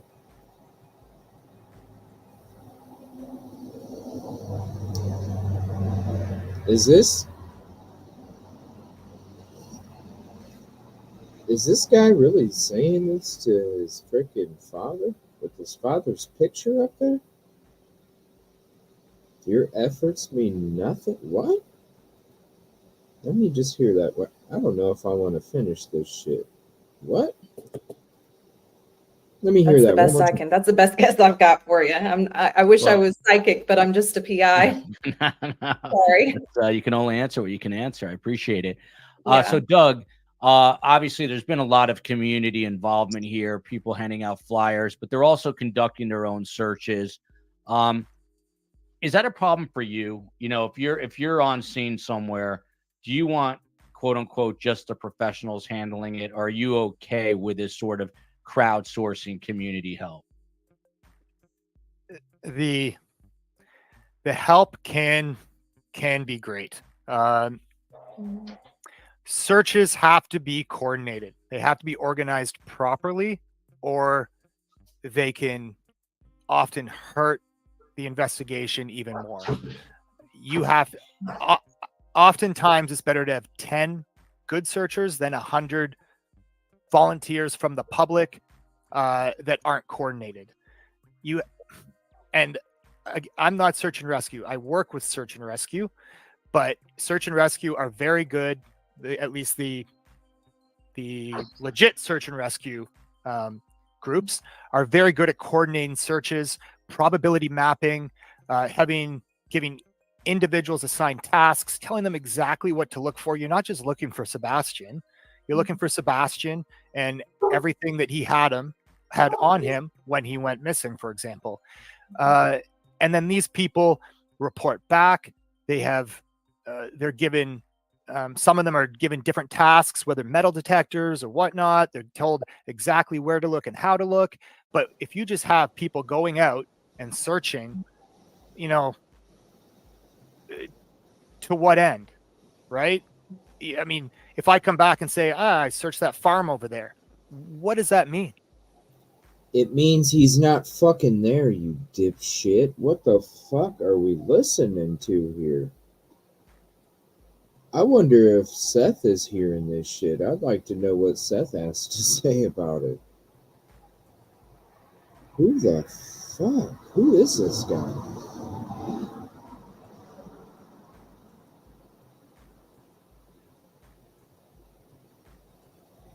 Who the fuck is this guy?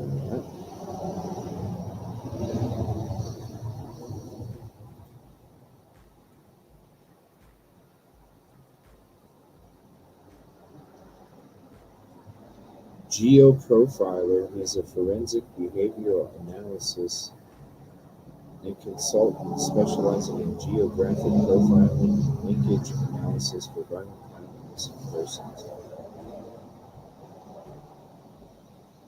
He has a Master of Science from Missouri State University and resides in Ottawa.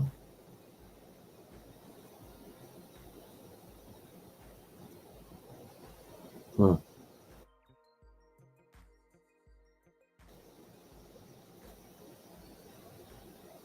I'm gonna give it another chance. I'm gonna go to Katie Proudfoot. We're gonna give it a little 150, right? 150. Hang with me. 150. It's determination and I mean, sometimes, you know, it can be really strenuous, you know, conditions. It can be really hot. It can, you know, when we searched for Holly Bobo and the Natchez Trace, the trees and all the brush was so thick that, I mean, you couldn't see. Somebody could be 2 feet in front of you. You wouldn't see them. That's how much was in front of you. We had to go through with, you know, the machetes and cut all that down just to get through. You come out with ticks. It is not fun. It is not glamorous. You have to really. Hey, Charlie. And if anybody wants to watch, did we ever have to cut anything down with machetes, bro?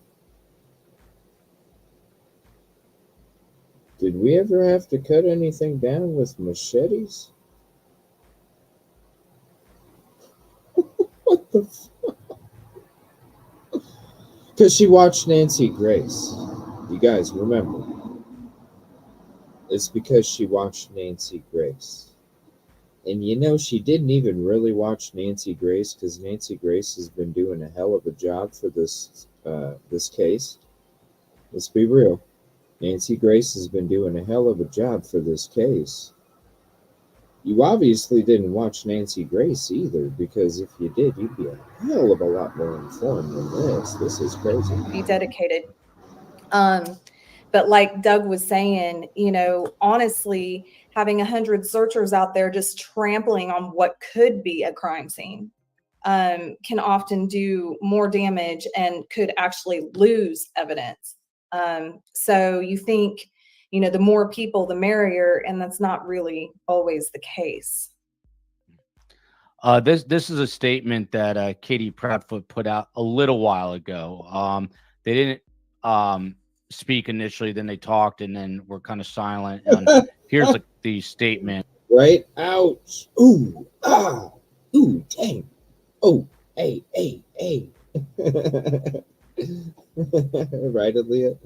What's up, Nana? Right, Aaliyah? Ooh. Hey. Ah. That shit hurts, you guys. Like, think about it. It's like thorny vines all over the place, and some of them are like 3 inches fucking long. You guys, shit ain't no joke. And then some of them are like strung on the ground too. So you'll be walking, and next thing you know, a vine will be around your foot, and it'll damn near trip on you if you're not paying attention. It's real out there. It's real. Machetes? No machetes. And some of you may have heard this from Katie Proudfoot, Sebastian's biological mother. Unfortunately, with no new legitimate leads, our statement remains the same. We are trying to get his face out there to everyone because I think the more people know and search, the better chance we have of finding him. We do appreciate the support from the neighborhood and community. We want to let the community know that we don't have words to express our gratitude for the support we have received in searching for our son, and we pray that everyone continues to help search and pray that we find him and bring him home safe. The pain of our son's absence is beyond words. We ask that everyone everywhere remain aware and continue to look for anything that can help us find Sebastian and bring him home. The only problem with this statement, Courtney, is they themselves aren't searching. They use the word search a gazillion times in this statement. Psychologically speaking, what do you make of that? I find it really odd. It's hard. It's very hard as a mother, especially for me to predict how I would act. I know that I would be out there until that child was brought home. I would keep searching until there was a reason not to search anymore. For them to not physically be out there searching, I'm not sure even why that could be unless she was told not to get involved. But we see Mr. Rogers, Seth Rogers, out there searching physically, boots on the ground. So nobody's told him not to. So there's a big contrast in my mind. I'm not sure why she wouldn't be involved. That's a good answer. There's other people out there. Why isn't the fucking mom, right? She had a good answer right there. Why isn't the mom? By the way, tomorrow, special time with Phil and Scott. We do it every Friday. A show so good it happens every week. And that is Great Scott, your true crime Phil, with America's most respected detective Phil Waters and the FBI's Scott Duffy. And we're going to be looking at Brian Koberger. A lot going on in that case. 11 a.m. tomorrow. Next week, we're going to stay on this case. We're also going to follow the missing. And Rosie and I will be covering the 2 Idaho 4 court hearings that just took place. Let me see. We'll skip to that. We'll be doing that, I believe, 9 a.m. Eastern. But I told her if she needs to get some more rest, that we can do it later on in the day. I just want her to make sure she gets rest that she needs. So she's been such a trooper for the show. Definitely holding it down as we're on these on the road and on location episodes. She's an extension of me. And so I want to say, please, if you're not sub, go sub to her. She does an amazing job over here. She's going to be joining me tomorrow. And whenever she's good to go, I have it set for 9 Eastern, but I told her if she needs extra sleep, go ahead and get it. We'll be starting it tomorrow, and we're going to have like a 7-8 hour show for you guys tomorrow for Idaho 4. So come on and hang with us as we get into those 2 court hearings, because neither one of us have seen them yet, and you're going to get that fresh, on-the-fly reaction. Tough to jump to those conclusions. It goes back to what Heather said. Everybody acts differently. You know, I know a guy, you know, a friend of mine, and every single time he drives anywhere, even if he's been there a dozen times, he puts it into GPS. He always knows the exact amount of time it takes to get there. So it's not it's a little odd that he's being specific. It can be seen that way. I understand that, but it's not necessarily a sign of guilt. I'm glad you brought that up. You don't, especially if there's no responsibility on their end, you don't want to do this. But I think a lot of people are questioning it. That is always the elephant in the room. But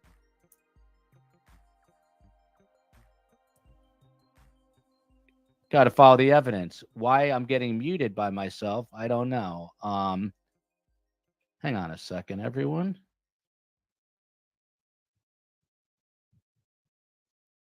COE was in here, but still having some technical issues. This is from Susan Nyland, the TBI spokeswoman.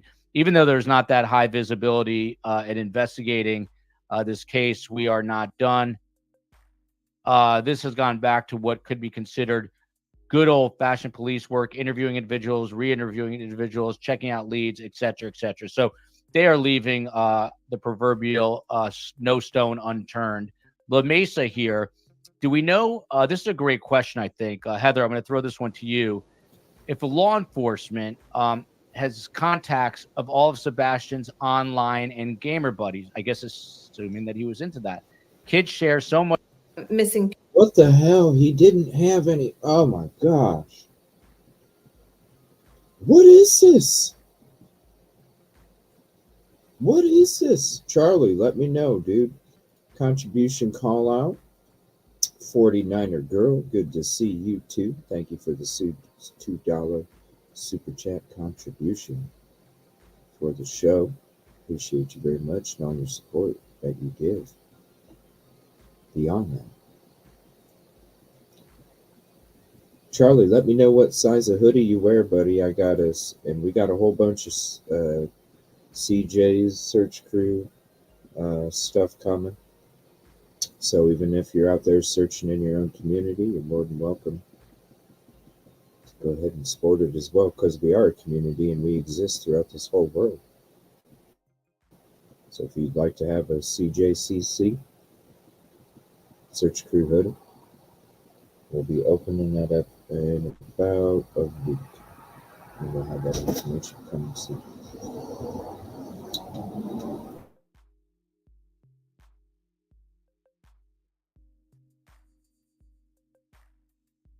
So I don't know. I'm gonna go ahead and play this. We'll see what it says. Charlie, I sent you a link too, man. Why don't you hop up for a second? We'll chit chat.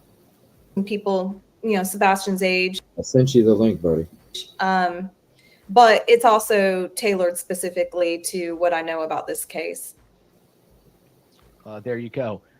So listen, Sebastian, it has been 46 days, and we're doing these shows to get the word out there, to bring up his photo like this one, to let people know that people do care about him and that we are looking for him. And another amazing panel today. Big shout out to Courtney Lasky. She's a board certified behavior analyst for the last 10 years. She's been in the field for 10. She's now getting her PhD. So she is the real deal, knows a lot about the autism spectrum. And then a first-time best guest.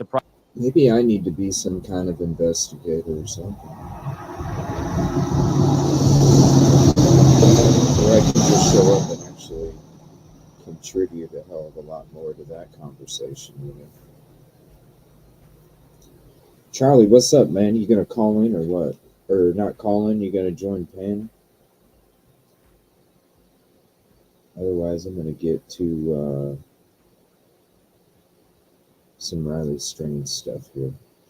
Actually, there's one more video I was gonna play. This is Bed Crime Stories. I wanted to play this real quick. No, that's not it. What is going on? Where was it?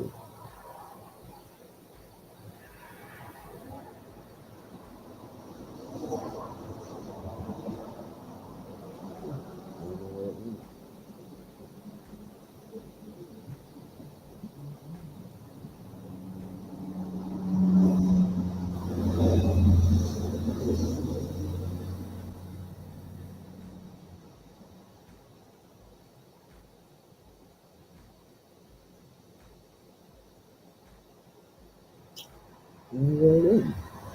Oh well. I'll just go to the channel.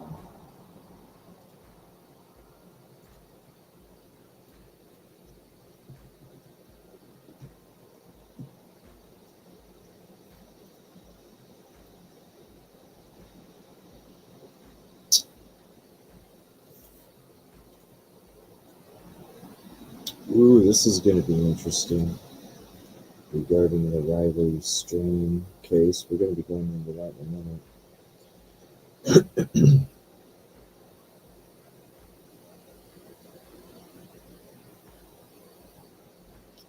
No, I thought it was a longer one than that. Well, we'll stick to this channel. We're going to switch to Riley Strain here. Unless you're calling in, Charlie, or you're not calling in, but I mean, unless you're joining panel, Charlie. Extra large? You got it, bro. I got you an extra large coming. Yes, I am here right now. I am here right now. Ah.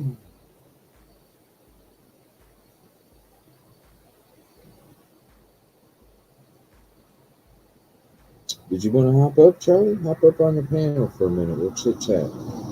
Otherwise, we're going to switch to Riley Strain.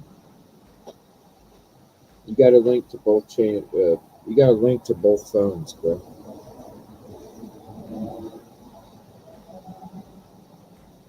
Yeah, I sent you the link to both phones.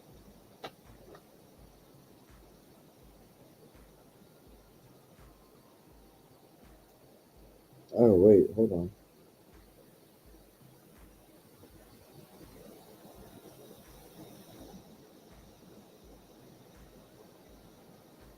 Here we go. My bad.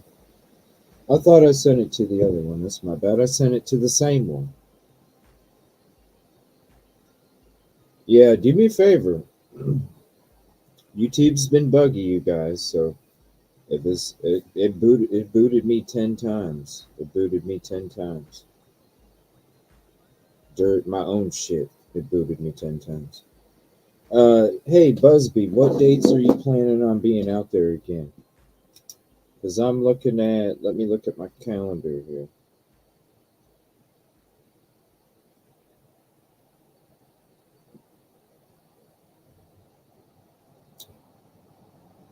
Let me see.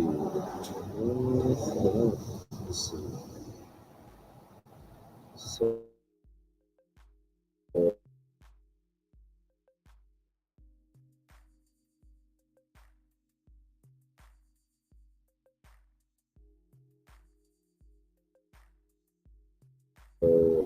first.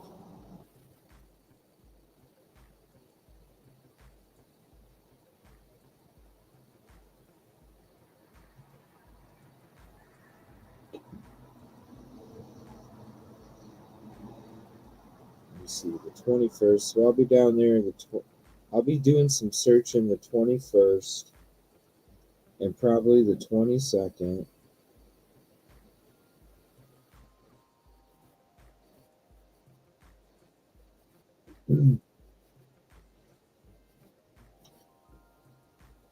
Then Nashville.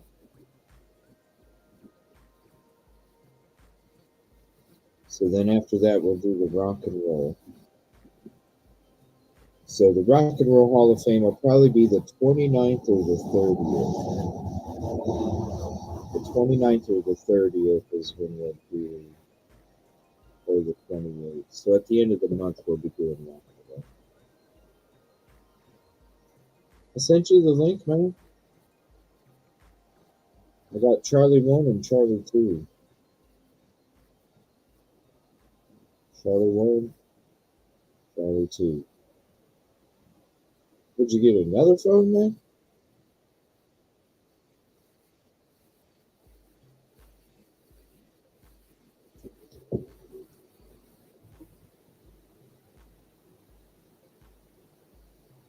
Yep. Yep.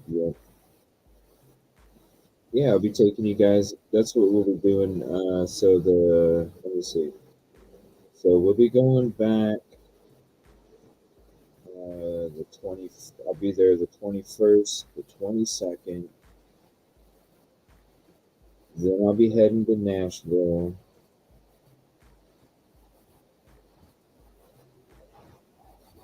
Then we'll come back to the studio for a couple days. Then I'm going to head up to Cleveland. Then we'll hit the Hall of Fame at the end of the month. And then, wait, yeah. Wait, no. Yeah.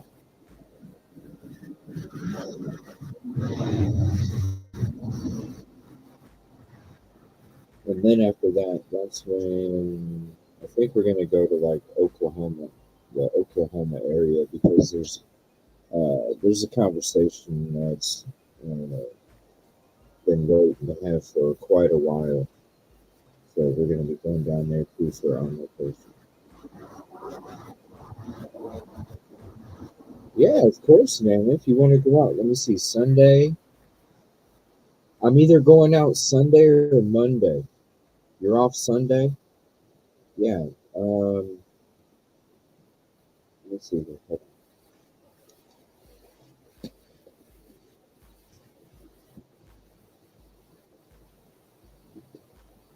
I'll shoot you an email. Yeah, I used to live in Akron. I like to do different things for you guys. Like we're moving out to the Cavalcante search. We stopped by the Flight 93 memorial. So that was interesting. So it is getting pretty late though. I'll be up for 24 hours here pretty soon. I'll be running a little one hour at night. I'm gonna switch to this Friday strain discussion because we still got a bit to get into. So I'm going to show you some things, and then we're going to be dropping the GoPro. But I'm going to show you the GoPro a little bit again, just to if you're new to the show, what we kind of went into. I'm going to share the link to the episode because we did go through it before, and we also showed other footage from a different part that really shows like the whole exploration of it, of that all those scenarios, which doesn't make sense. The first day that we were there, you could see us point out all these cameras that's going to come up in this news station episode. All of this stuff should have been discussed before he was even found. So I'd really like to try and reach out to Chris because I feel like because I'm going back down there to do some work and I'm not really putting out my chess pieces to put it out there and how I'm going to try and accomplish finding some answers. But I would like to share that with Chris because I feel like if we kind of exchange some ideas and thoughts, I feel like we could get answers for Robert Willard. And really, you can go to all my footage and see, how respectful I am. I was next to the parents for 20 feet away most of the time I was there. It's not about that, but when it comes to Chris, and I know the family wants more answers, and I want more answers. The last day I was there, I said there's more answers. The community that I talked to said there's more answers. So I want to help find those answers for them. Oh, hold on one second. What's up, man? What's up, buddy? Yeah, you kept on sending it the wrong one. Oh, I got you. I sent it to one of them. I don't know, man. You're a popular guy, man. You got fucking, 2 phones like me now. Whatever. I ain't got it like you. Huh? It's not about it. It's not about us. You already know that. No, I'm just saying. We just got the same instinct, You need one to film and you need one for contact. I know that's right. That's what you need out there when you're doing that work, because you really do need one to film to even show that for your own protection, to show that what you find is legit, number one. And also, so you can have contact to call that shit in, too. Right. To show that you're not messing with it, right? to show you ain't messing with it. So, no, that's what you have to have out there. I learned real quick when I went out there, man. What's up, man? Not much. Pretty tired. We'll Yeah, wrap it up here in a few minutes. The phone. Yeah, you look like me holding two phones here. You know. I don't watch. I'm lagging. No, it's probably me, man, because the connection's going. I'm outside kicking it outside, so. Right. I'm That's outside. where I started out. Was outside. So, what do you get? I You did. got any plans? Yeah, I done some searching. I done some searching today. Went down I-40. Went all the way to Kingston, Tennessee. And when I got down there, well, I searched all the way down there. Then I went ahead and put some flyers up while I was down there.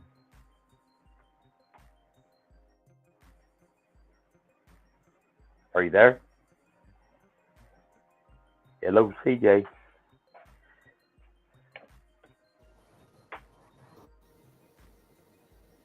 Sorry about that. It keeps jumping in and out. I apologize. It's all good. My my live stream phone. today. Yeah, my live stream's been goofing up all day. It's crazy. So you went to I-40 to Kingston and what? Well, I started out on 155, which is Briley Parkway. I done that yesterday. I searched almost all of Briley Parkway. Then I had 2 more spots to hit this morning before I made it to I-40.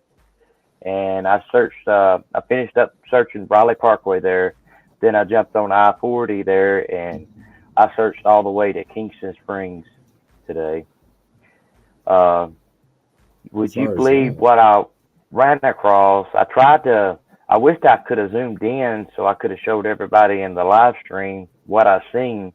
I seen 4 wild billy goats on the side of a hill. I was like, wow. I was like, wow. I've never seen a billy goat. I've never seen a billy goat before. That would have been a billy goat, a wild billy goat. 4 of them, yes.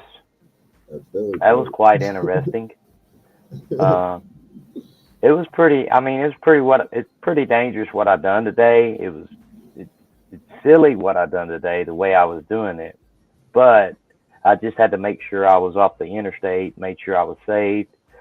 I got me a little bitty strobe light. I got me one of them orange vests, which, you know, I just want to be safe out there, you know. Right. I'm gonna do whatever I can do, you know. I'm gonna do my part. You got to be safe, number one, because without you being safe, how can you go try and help somebody else, you know?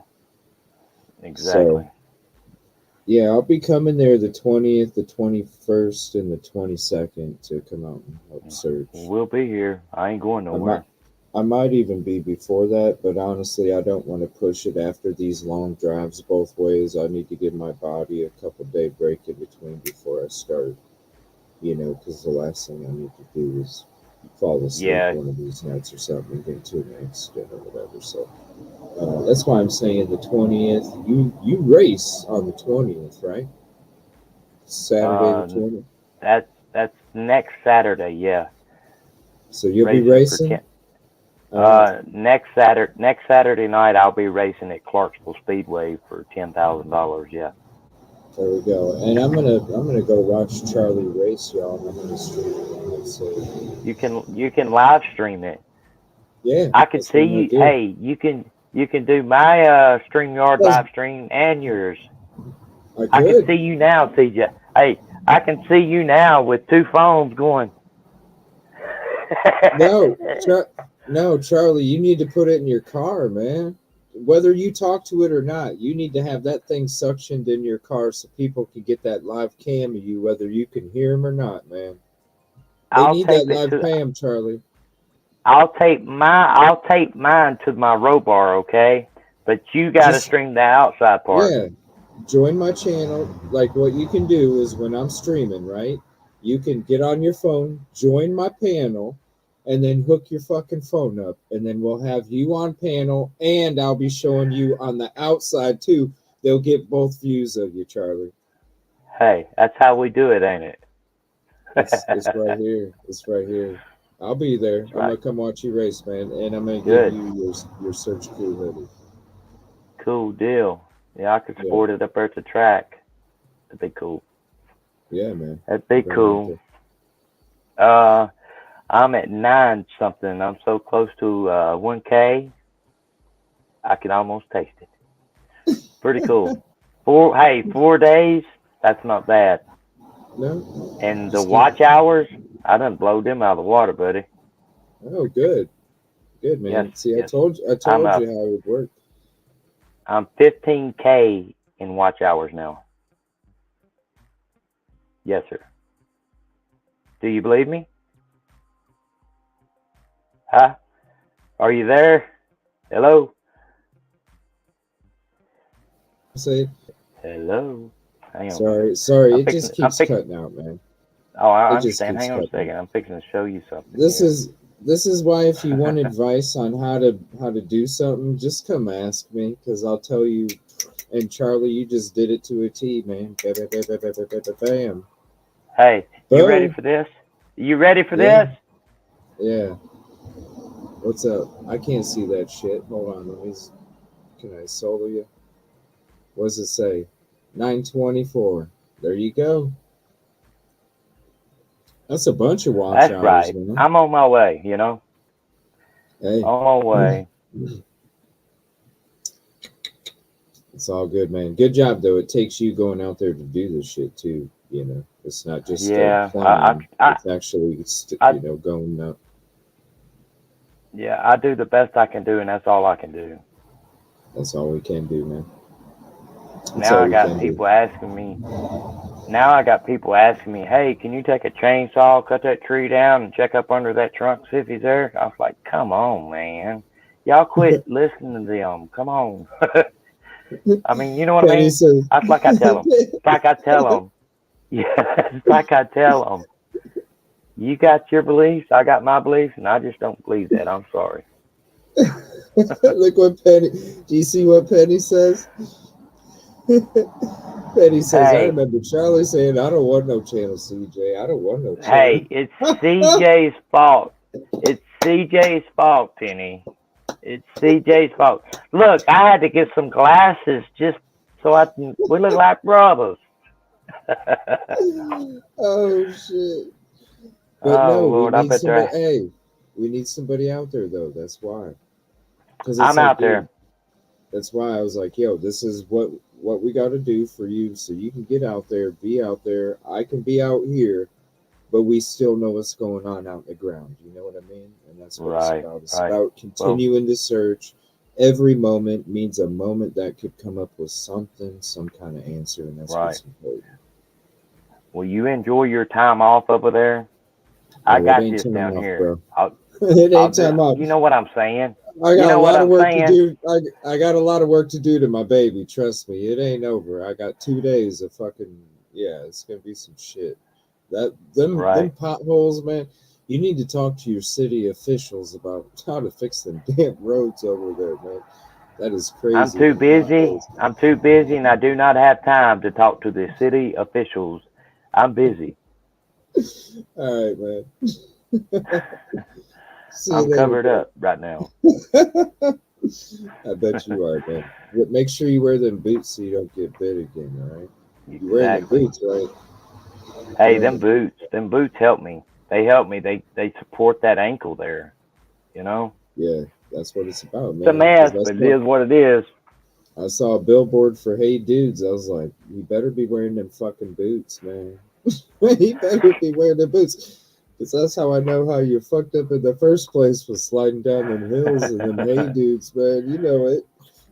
Right? You know, Yeah. you know it. Because that shit's no joke. That's why you know he didn't walk out there with no shoes on.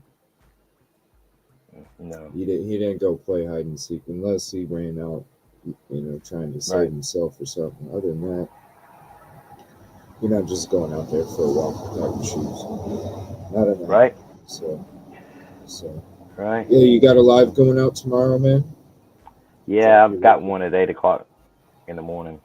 8 o'clock in the morning. I think you're gonna be on You're gonna be on, ain't you? Well, I'm in Eastern, so I'm not. We have it set for 9 a.m. Well, Eastern, it's up to Rosie. It's up to Rosie. Yeah. She needs Well, the let rest. let me know, because if you're on, I don't want to be on. You know what I mean? Well, if I'm you're on it, oh yeah, because we'd be on it. Yeah, I mean it's all up to Rosie. What time is it for Rosie? Well, check in with her. It's like 5 in the morning, so it's whenever. But just look for the. I don't know. It's gonna be. It's up to Rosie, really, man. And it's whenever Rosie wakes up, because she needs to get rest. She's been busting out a lot of hours over here, and I know she's tired. And that's why I was like, hey, your schedule is my schedule tomorrow. So really, it's up to her. It could be a last minute thing, but yep. Hats off to Rosie. She does so much for the community. Just hats off to her. For real, she does. She needs amazing. A vacation. She needs a vacation. Yeah, I mean, shit, everybody. But yeah, Rosie, man, she's been.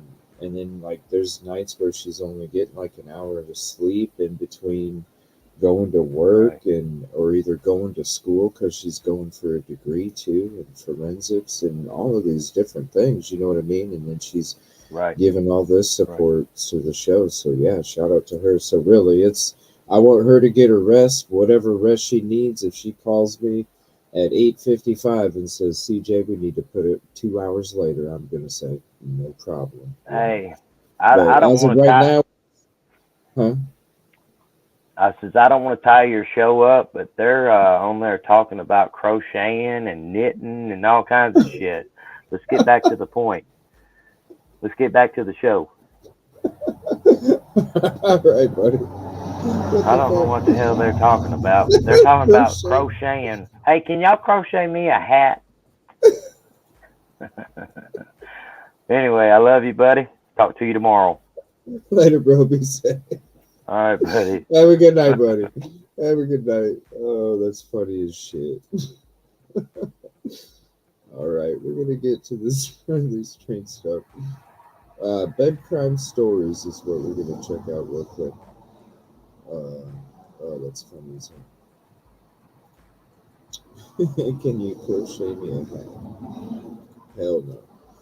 All right, so here's bed crime stories. Let me throw the link in the chat. Definitely go sub if you're not.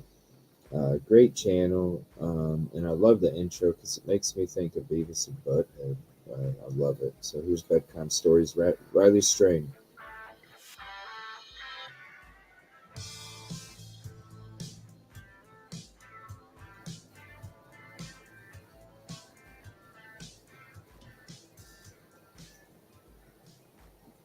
Welcome to Bed Crime Stories podcast. I'm your host, T. Hi guys, hope you're having a wonderful day. If you're new here, a warm welcome. Thank you for checking out my channel. All I ask is that after listening to and or watching the video, if you find you enjoyed it or learned something, smash that like button and consider subscribing. Now let's dig in.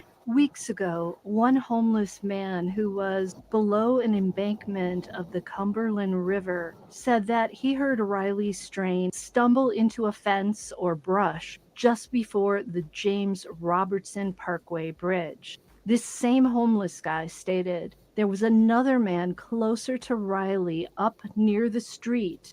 So the man near Riley yelled down to the homeless guy that Riley was okay and that he was just drunk. Since then, the Strain family has been on speakerphone. Oh, you guys,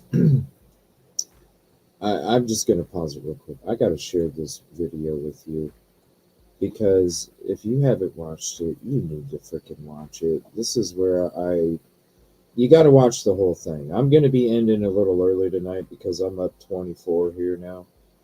This is an episode. It's three and a half hours. Skip the intro. Just go to the meat and potatoes. Okay. I'm telling you, I show you, and I'm going to be uploading the GoPro stuff too. I'll show you it tonight, just little clips. But this is the episode where I showed you and I explored all the theories and thoughts and scenarios, and this is where Najee joins us too, and we start to like do this mental partnership here, where it's like and we stumble upon things, and trust me, you're going to want to watch this after the end of tonight. And if you got to pause it in between, finish it for tomorrow, whatever, check it out. Here, hold on, because we go into the GoPro and everything, and I'm going to show you a little bit of it tonight. Whoa.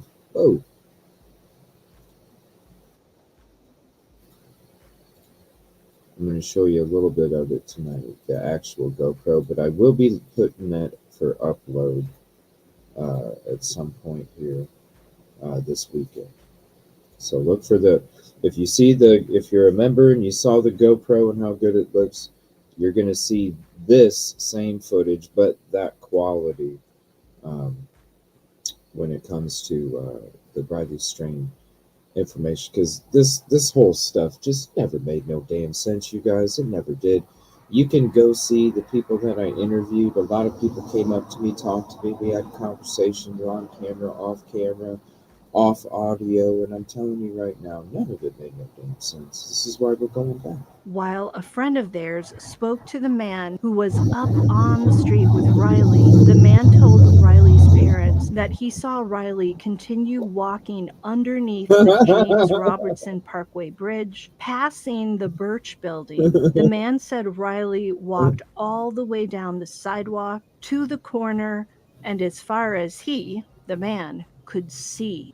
This now poses the question, did Riley fall in the river from underneath the bridge if he potentially walked beyond it? Video thus far released doesn't appear to show Riley walking past the Birch Building. Now, Riley's bank card, remember, was found in the area underneath the James Robertson Bridge. The Strain family continued to look for more surveillance video from surrounding buildings. The family says that until they have the exact info, they're going to continue to think maybe he went outside the bridge and maybe he got into a car. The family is saying that they don't know if Riley fell in the river all by himself. Remember, Riley was found without his jeans and without his boots. The family says he always wore a belt. Pants held up by a belt would be all the more difficult for a river current to drag off. No matter how strong, it's maybe even impossible to drag off pants held on by a belt. I suppose it depends on how tight the belt is and how thin the person is. By the way, the homeless man on the embankment is now saying he could have been mistaken and that the person who fell into the brush or the fence might not have been Riley's. Yeah, because the fucking shirt was found on him. If you go to this right here that I put the link in, this was when we were doing it. And if you want to see all of the searches, click this link that I just dropped right there. Because that will show you we didn't believe the fucking BS in the first place. Chris, if you come across this, please check out the link. Go check out our searches. Definitely check out what I'm highlighting right here. My GoPro footage exploring the shore with the scenarios of all the other. No. And the first day we showed up, you can go to the first day we showed up. We show the cameras. There's more. When we're walking down to your tempo at night, there's more cameras. Look at the blue flashing light. There's so many cameras. You walk up and down that street, it says 24-hour surveillance. I take video of the frickin' signs going up and down. Come on now. Come on now. Strange. Yeah, no wonder. It's because he was found with the shirt on. So here's this. In Nashville, the more his family learns about that night, the more questions they have about how exactly he died. Riley vanished on March 8th after a night out with friends downtown. He was in Nashville with his fraternity brothers to celebrate their formal. He allegedly left a local bar by himself, and security footage shows him stumbling away in the opposite direction of his hotel. Witnesses say he was drunk and that he admitted to them that he couldn't walk straight. After an extensive 2-week search, Riley was found in the Cumberland River, about 8 miles away. He was without his pants, his wallet, or his cowboy boots that he was wearing the night he went missing. His family also says he was wearing a belt that night, which should have kept his pants in place. An autopsy by the Nashville Police Department found no obvious signs of foul play. It has ruled Riley's death an accident, pending toxicology results, which take weeks. Riley's family says they're getting conflicting information from police in a case where security video and witnesses could help put the puzzle pieces together. Hello. Joining us now is the Strain family friend, Chris Dingman. He's been on this show many times. Hi, Chris. Welcome back. You've raised a lot of questions about video from several security cameras on a detention center in downtown Nashville. Why is this important? The detention center is just north of the last ping on Riley's phone, and it was the only video that we had been released to the public about the sidewalk north of where Riley went missing. There's some really grainy pictures off on the side, etc. But over the weekend, we found out that that detention center not only has that camera, but possibly 3 more. We know of at least 2 that faces east back towards that. Plus, we've got a picture of one facing due south towards the bridges. So we would love to. That's what I'm saying. We were bringing attention to these cameras when we were there our first day. We looked for surveillance. What do you do when you show up? You look to see where surveillance is at, right? Look to see where surveillance is at, then do your search. And that's a good point, too. I don't understand why they didn't leave with Riley either.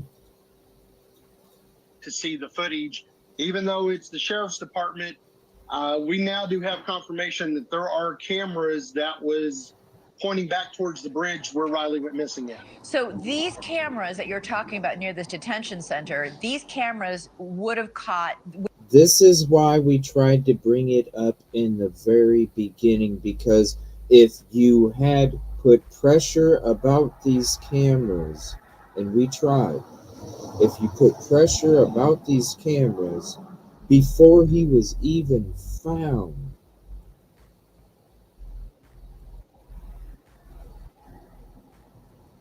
now, what can they say? Oh, case closed. We don't have it no more.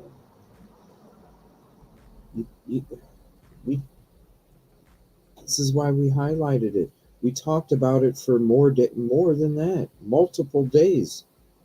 Discussed it. Talked about the camera. Well, I don't know.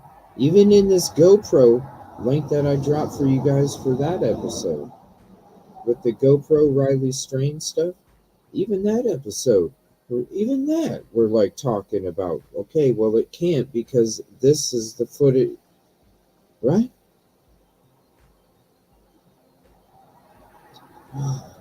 We tried, Riley. We didn't believe it, man. We didn't believe it. None of us believed it from the very beginning.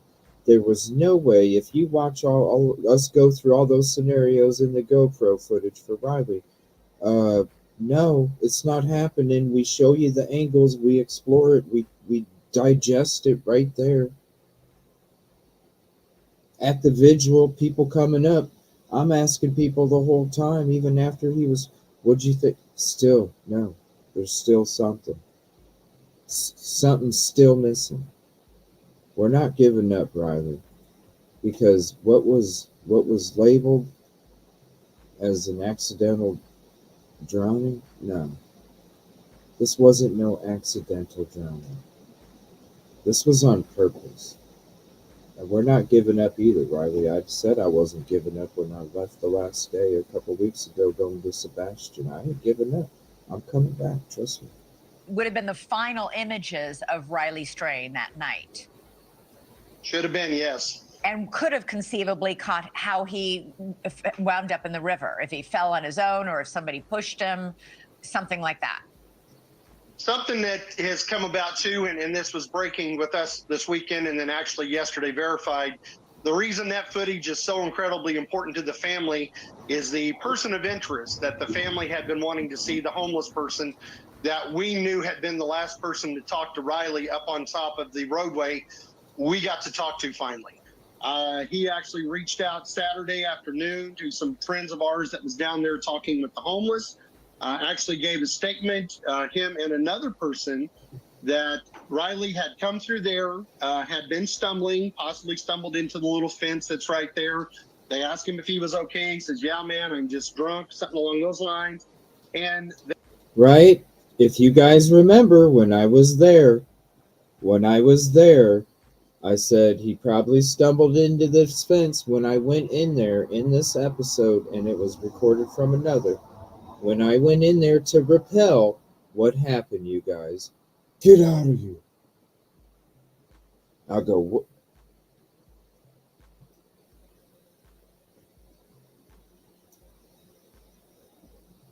Remember my theory? My theory was he walked in that green gate, went to take a piss. You can go watch when we were down there. I'm telling you my theory. This was weeks ago.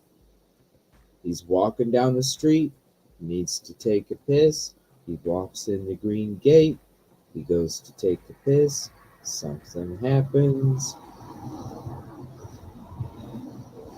I mean, when I walked there, what happened? Get up!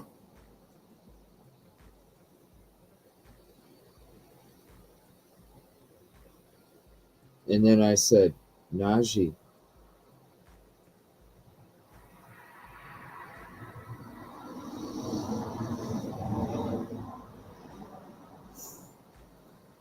This intuition, baby. they put him walking underneath the bridge north, past through the detention center area.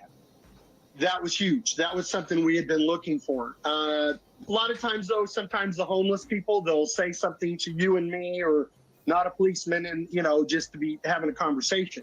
Right. So Monday, another one of our associates was down there. The gentleman showed back up again. We were able to call the detectives. The detectives showed up, and verbatim what we were given Saturday evening, he told the detective his account of the story of what he transpired and saw what happened to Riley. So, Chris, which really, go ahead. No, finish your sentence. Which really what? It just shocks the family. Yeah. You know, this is the first person that we've been looking for almost a month. Saturday it'll be. I really like. I need to meet up with him. I really do, on the phone, something. If anybody, like, seriously, I feel like if I know he wants answers, I want to find the answers. I feel like if we can, like, mix our mental, I think we can get some answers for real. For real, because I'm telling you guys heard my freaking theory from back then. Now what happens after that theory that I said back then? Why do you think I'm going back there, everybody? Go watch that episode. You'll see me. You'll hear me say it. I tell you what I'm doing. I'm not telling you right now how I'm doing it, but I tell you what I'm doing. I tell you what I need. I need the stitches of the boots for sure. I want to get a hold of this guy. I don't know how. Be a month. Well, actually, today's 30 days, and he finally come forward. The fact that his story 2 days later is spot on. And the couple that actually talked to him Saturday videoed it and wrote it down because they wasn't for sure if we were going to get to meet this gentleman again. And the lady that was there with the officer that took the statement had already heard what we had heard Saturday. And she even verified in the family war room last night. It was basically verbatim. There was no deviation on what was told to the family Saturday night, the family friend, and what the detective was told yesterday. So it doesn't explain the phone unless possibly Riley, when he fell into the fence, the phone fell out of his hand. Also, another little bit of information. We've been told pretty much from day one that a homeless person in that area had found a phone that night, could not open it, and threw it in the river. That dates back all the way to the Monday and Tuesday following Riley disappearing. So that was also part of his. Come on, you guys. That's why I'm going back. You know. We're going to find those damn boots, everybody. We're going to find those frickin' boots, okay? I told you guys back then on my last day, I said we're coming up here in a couple weeks. After the autopsy comes out, we find out what happens. It doesn't make sense. I'm not buying it. I know somebody's wearing these fucking boots. And I said, and I know that it's going to take until after the autopsy comes out for that person to put those damn boots on to walk around all comfortable. And I've been telling you the last freaking 4 days that somebody's wearing them boots right now as we talk. I know it. I know it. I know it.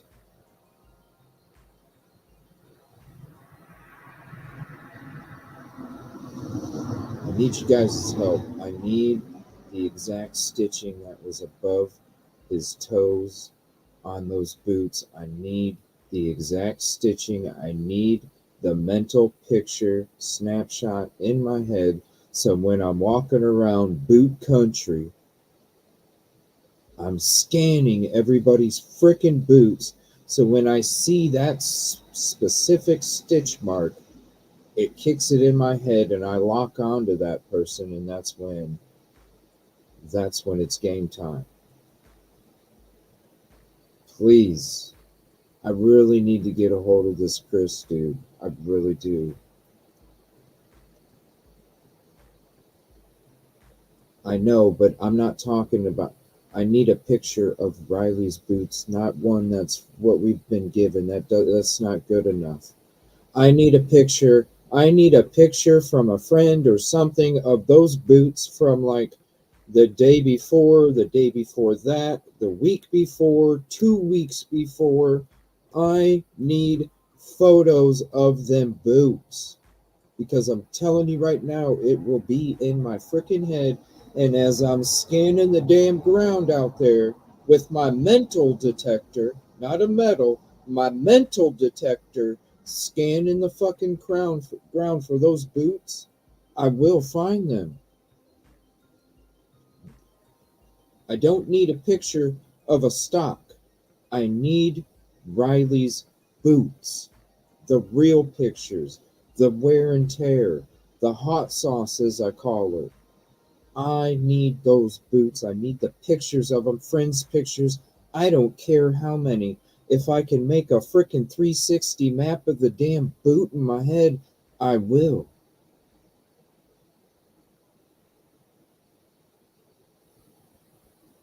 I need the wear and tear.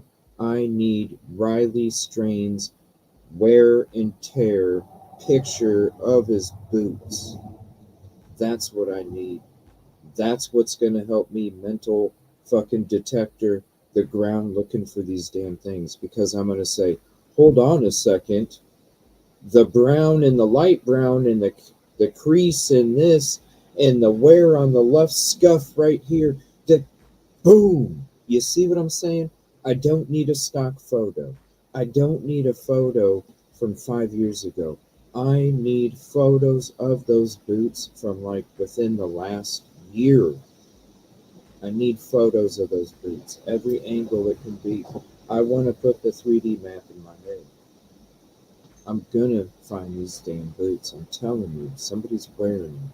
His conversation that he gave to the family Saturday, family member, friend of the family, Okay. and also to the detective. So it's huge information. What we transpire and go from there, I don't know, but the police have been made aware of it. So thanks so much for watching. Tonight, for the first time, we're hearing from the family of the man who went missing and died in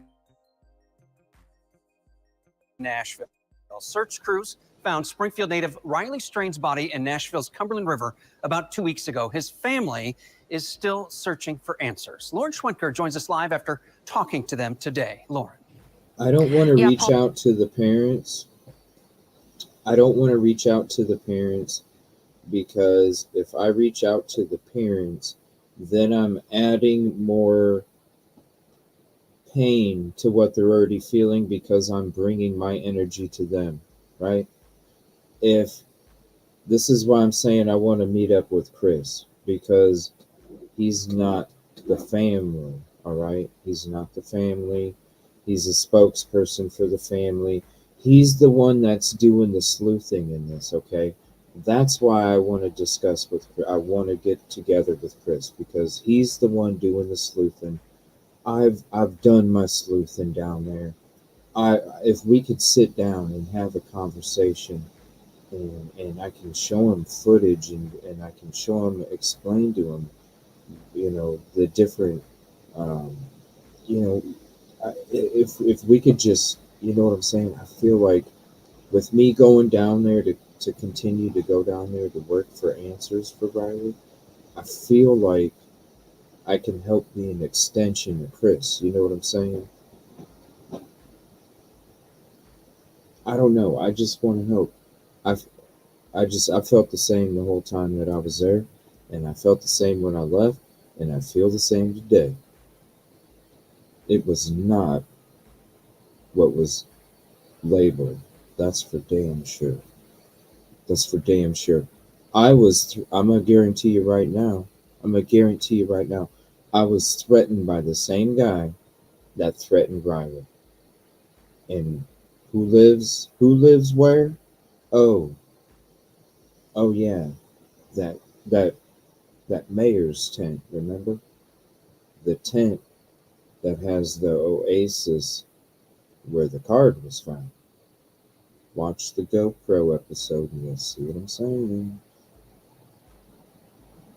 I bet you he's wearing it. Paul Riley's family tells me that they're not giving up. And if he ain't wearing him, I bet you somebody else will lead me into that direction. It's just too, no.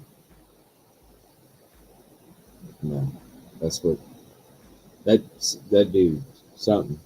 There's something going on down there. Up until they have all of the answers. Now, his body was found without his wallet, boots, phone, and other items. Now, they're hoping one of the 2 autopsies being done will help answer their questions.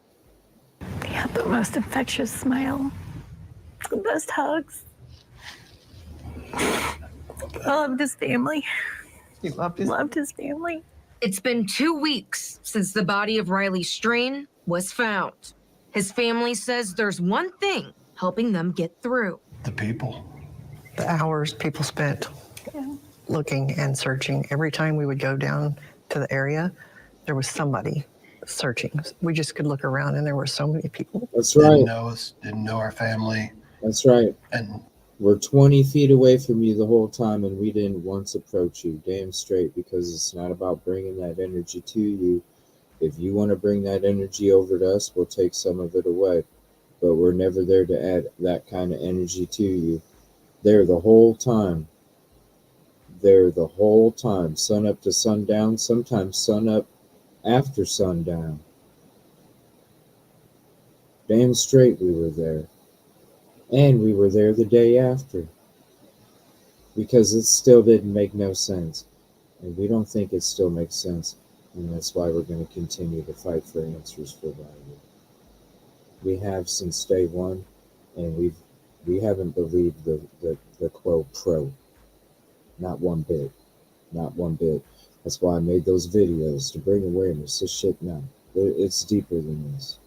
they're showing up. I mean, we know of one couple that were there every day, 4, 6, 8 hours a day, searching for our son. The 22-year-old was a student at the University of Missouri. He went missing on March 8th after police say he was kicked out of a bar in downtown Nashville. He was there with his fraternity. I think I can speak for everybody. It would have been unbearable to have left Nashville without him and not know when or if he would ever be found. That's just something that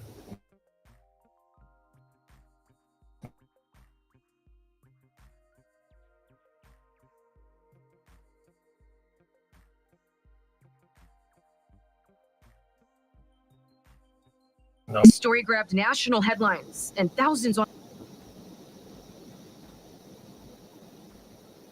Sorry, you guys, it cut out again. I'm going to have to use my phone tomorrow. I apologize about that.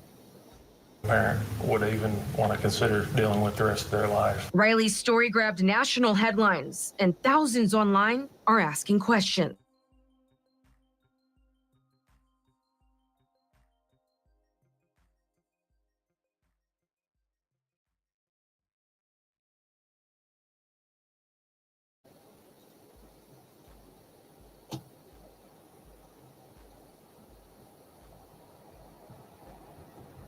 All right, it cut out again. His pants, belt, wallet, boots, none of those items have been found.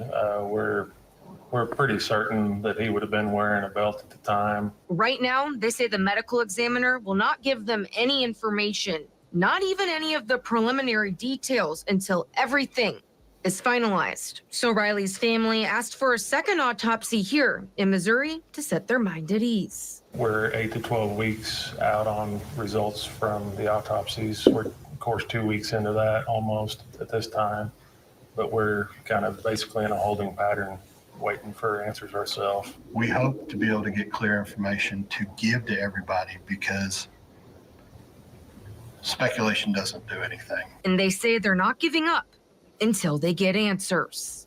We truly are a family. We are Riley's family. And we always will be. Now, while they wait, the family is supporting a petition going around online. It's called Riley's Act, and it already has thousands of signatures. It asks for changes at bars and restaurants requiring staff to call a ride share or taxi, making sure that that person gets home safe. It's a good idea. That's a good idea, and then you just add it on their charge. You know what I'm saying? You just, hey, they had to swipe it. Swipe it. It's heartbreaking, that's for damn sure. Trust me. There's answers. Here's the episode. Here's the link again. I'm going to show you a little bit of the GoPro just to show you. But this is where we explore it. This is why it don't make sense. And this is the link right here that people need to watch when it comes to...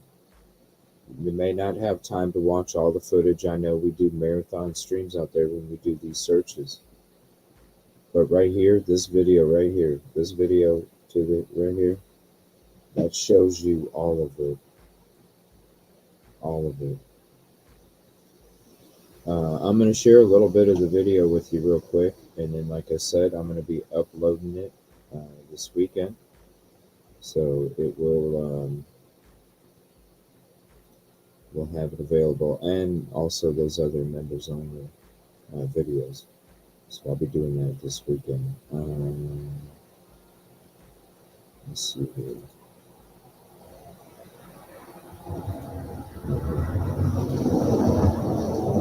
Right. Give me 5 minutes, 4 minutes, and then it'll end, and then I can literally click find my location again and then start.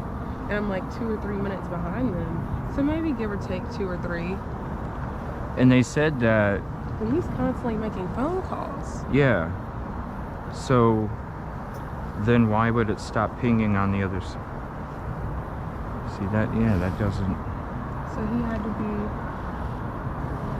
in between here.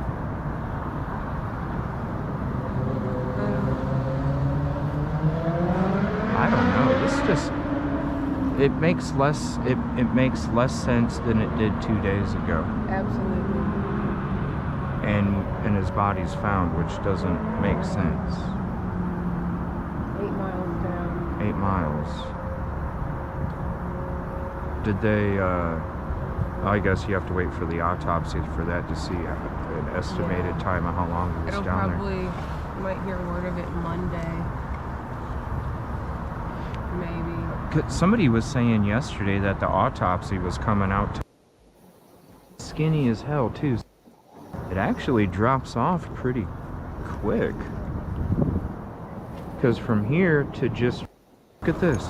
Because see, if you fall right in that corner.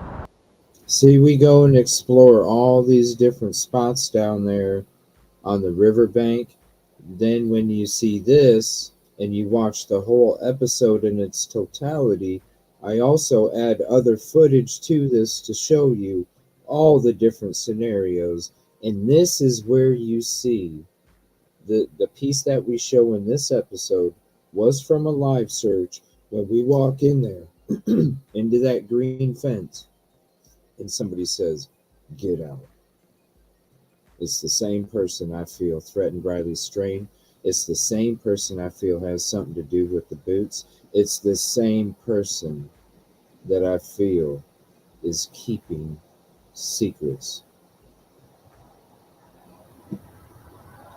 Please, if anything, pass this video on to Chris. Pass this video on to Chris, please. Have him look at it, watch it, check it out.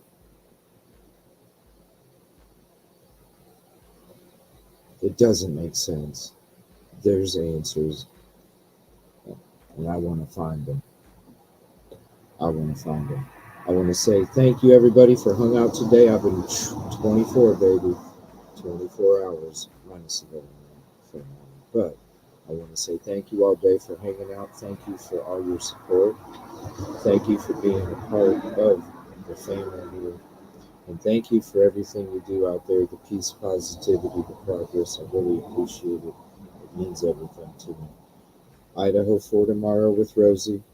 And then after that, got a lot of stuff I got to get done with this baby out here. And then after that, we'll be back to getting it going because I got to get that before we can go take care of that. You know what I'm saying? Good night, everybody. Appreciate you. See you tomorrow morning. Peace, fantastic.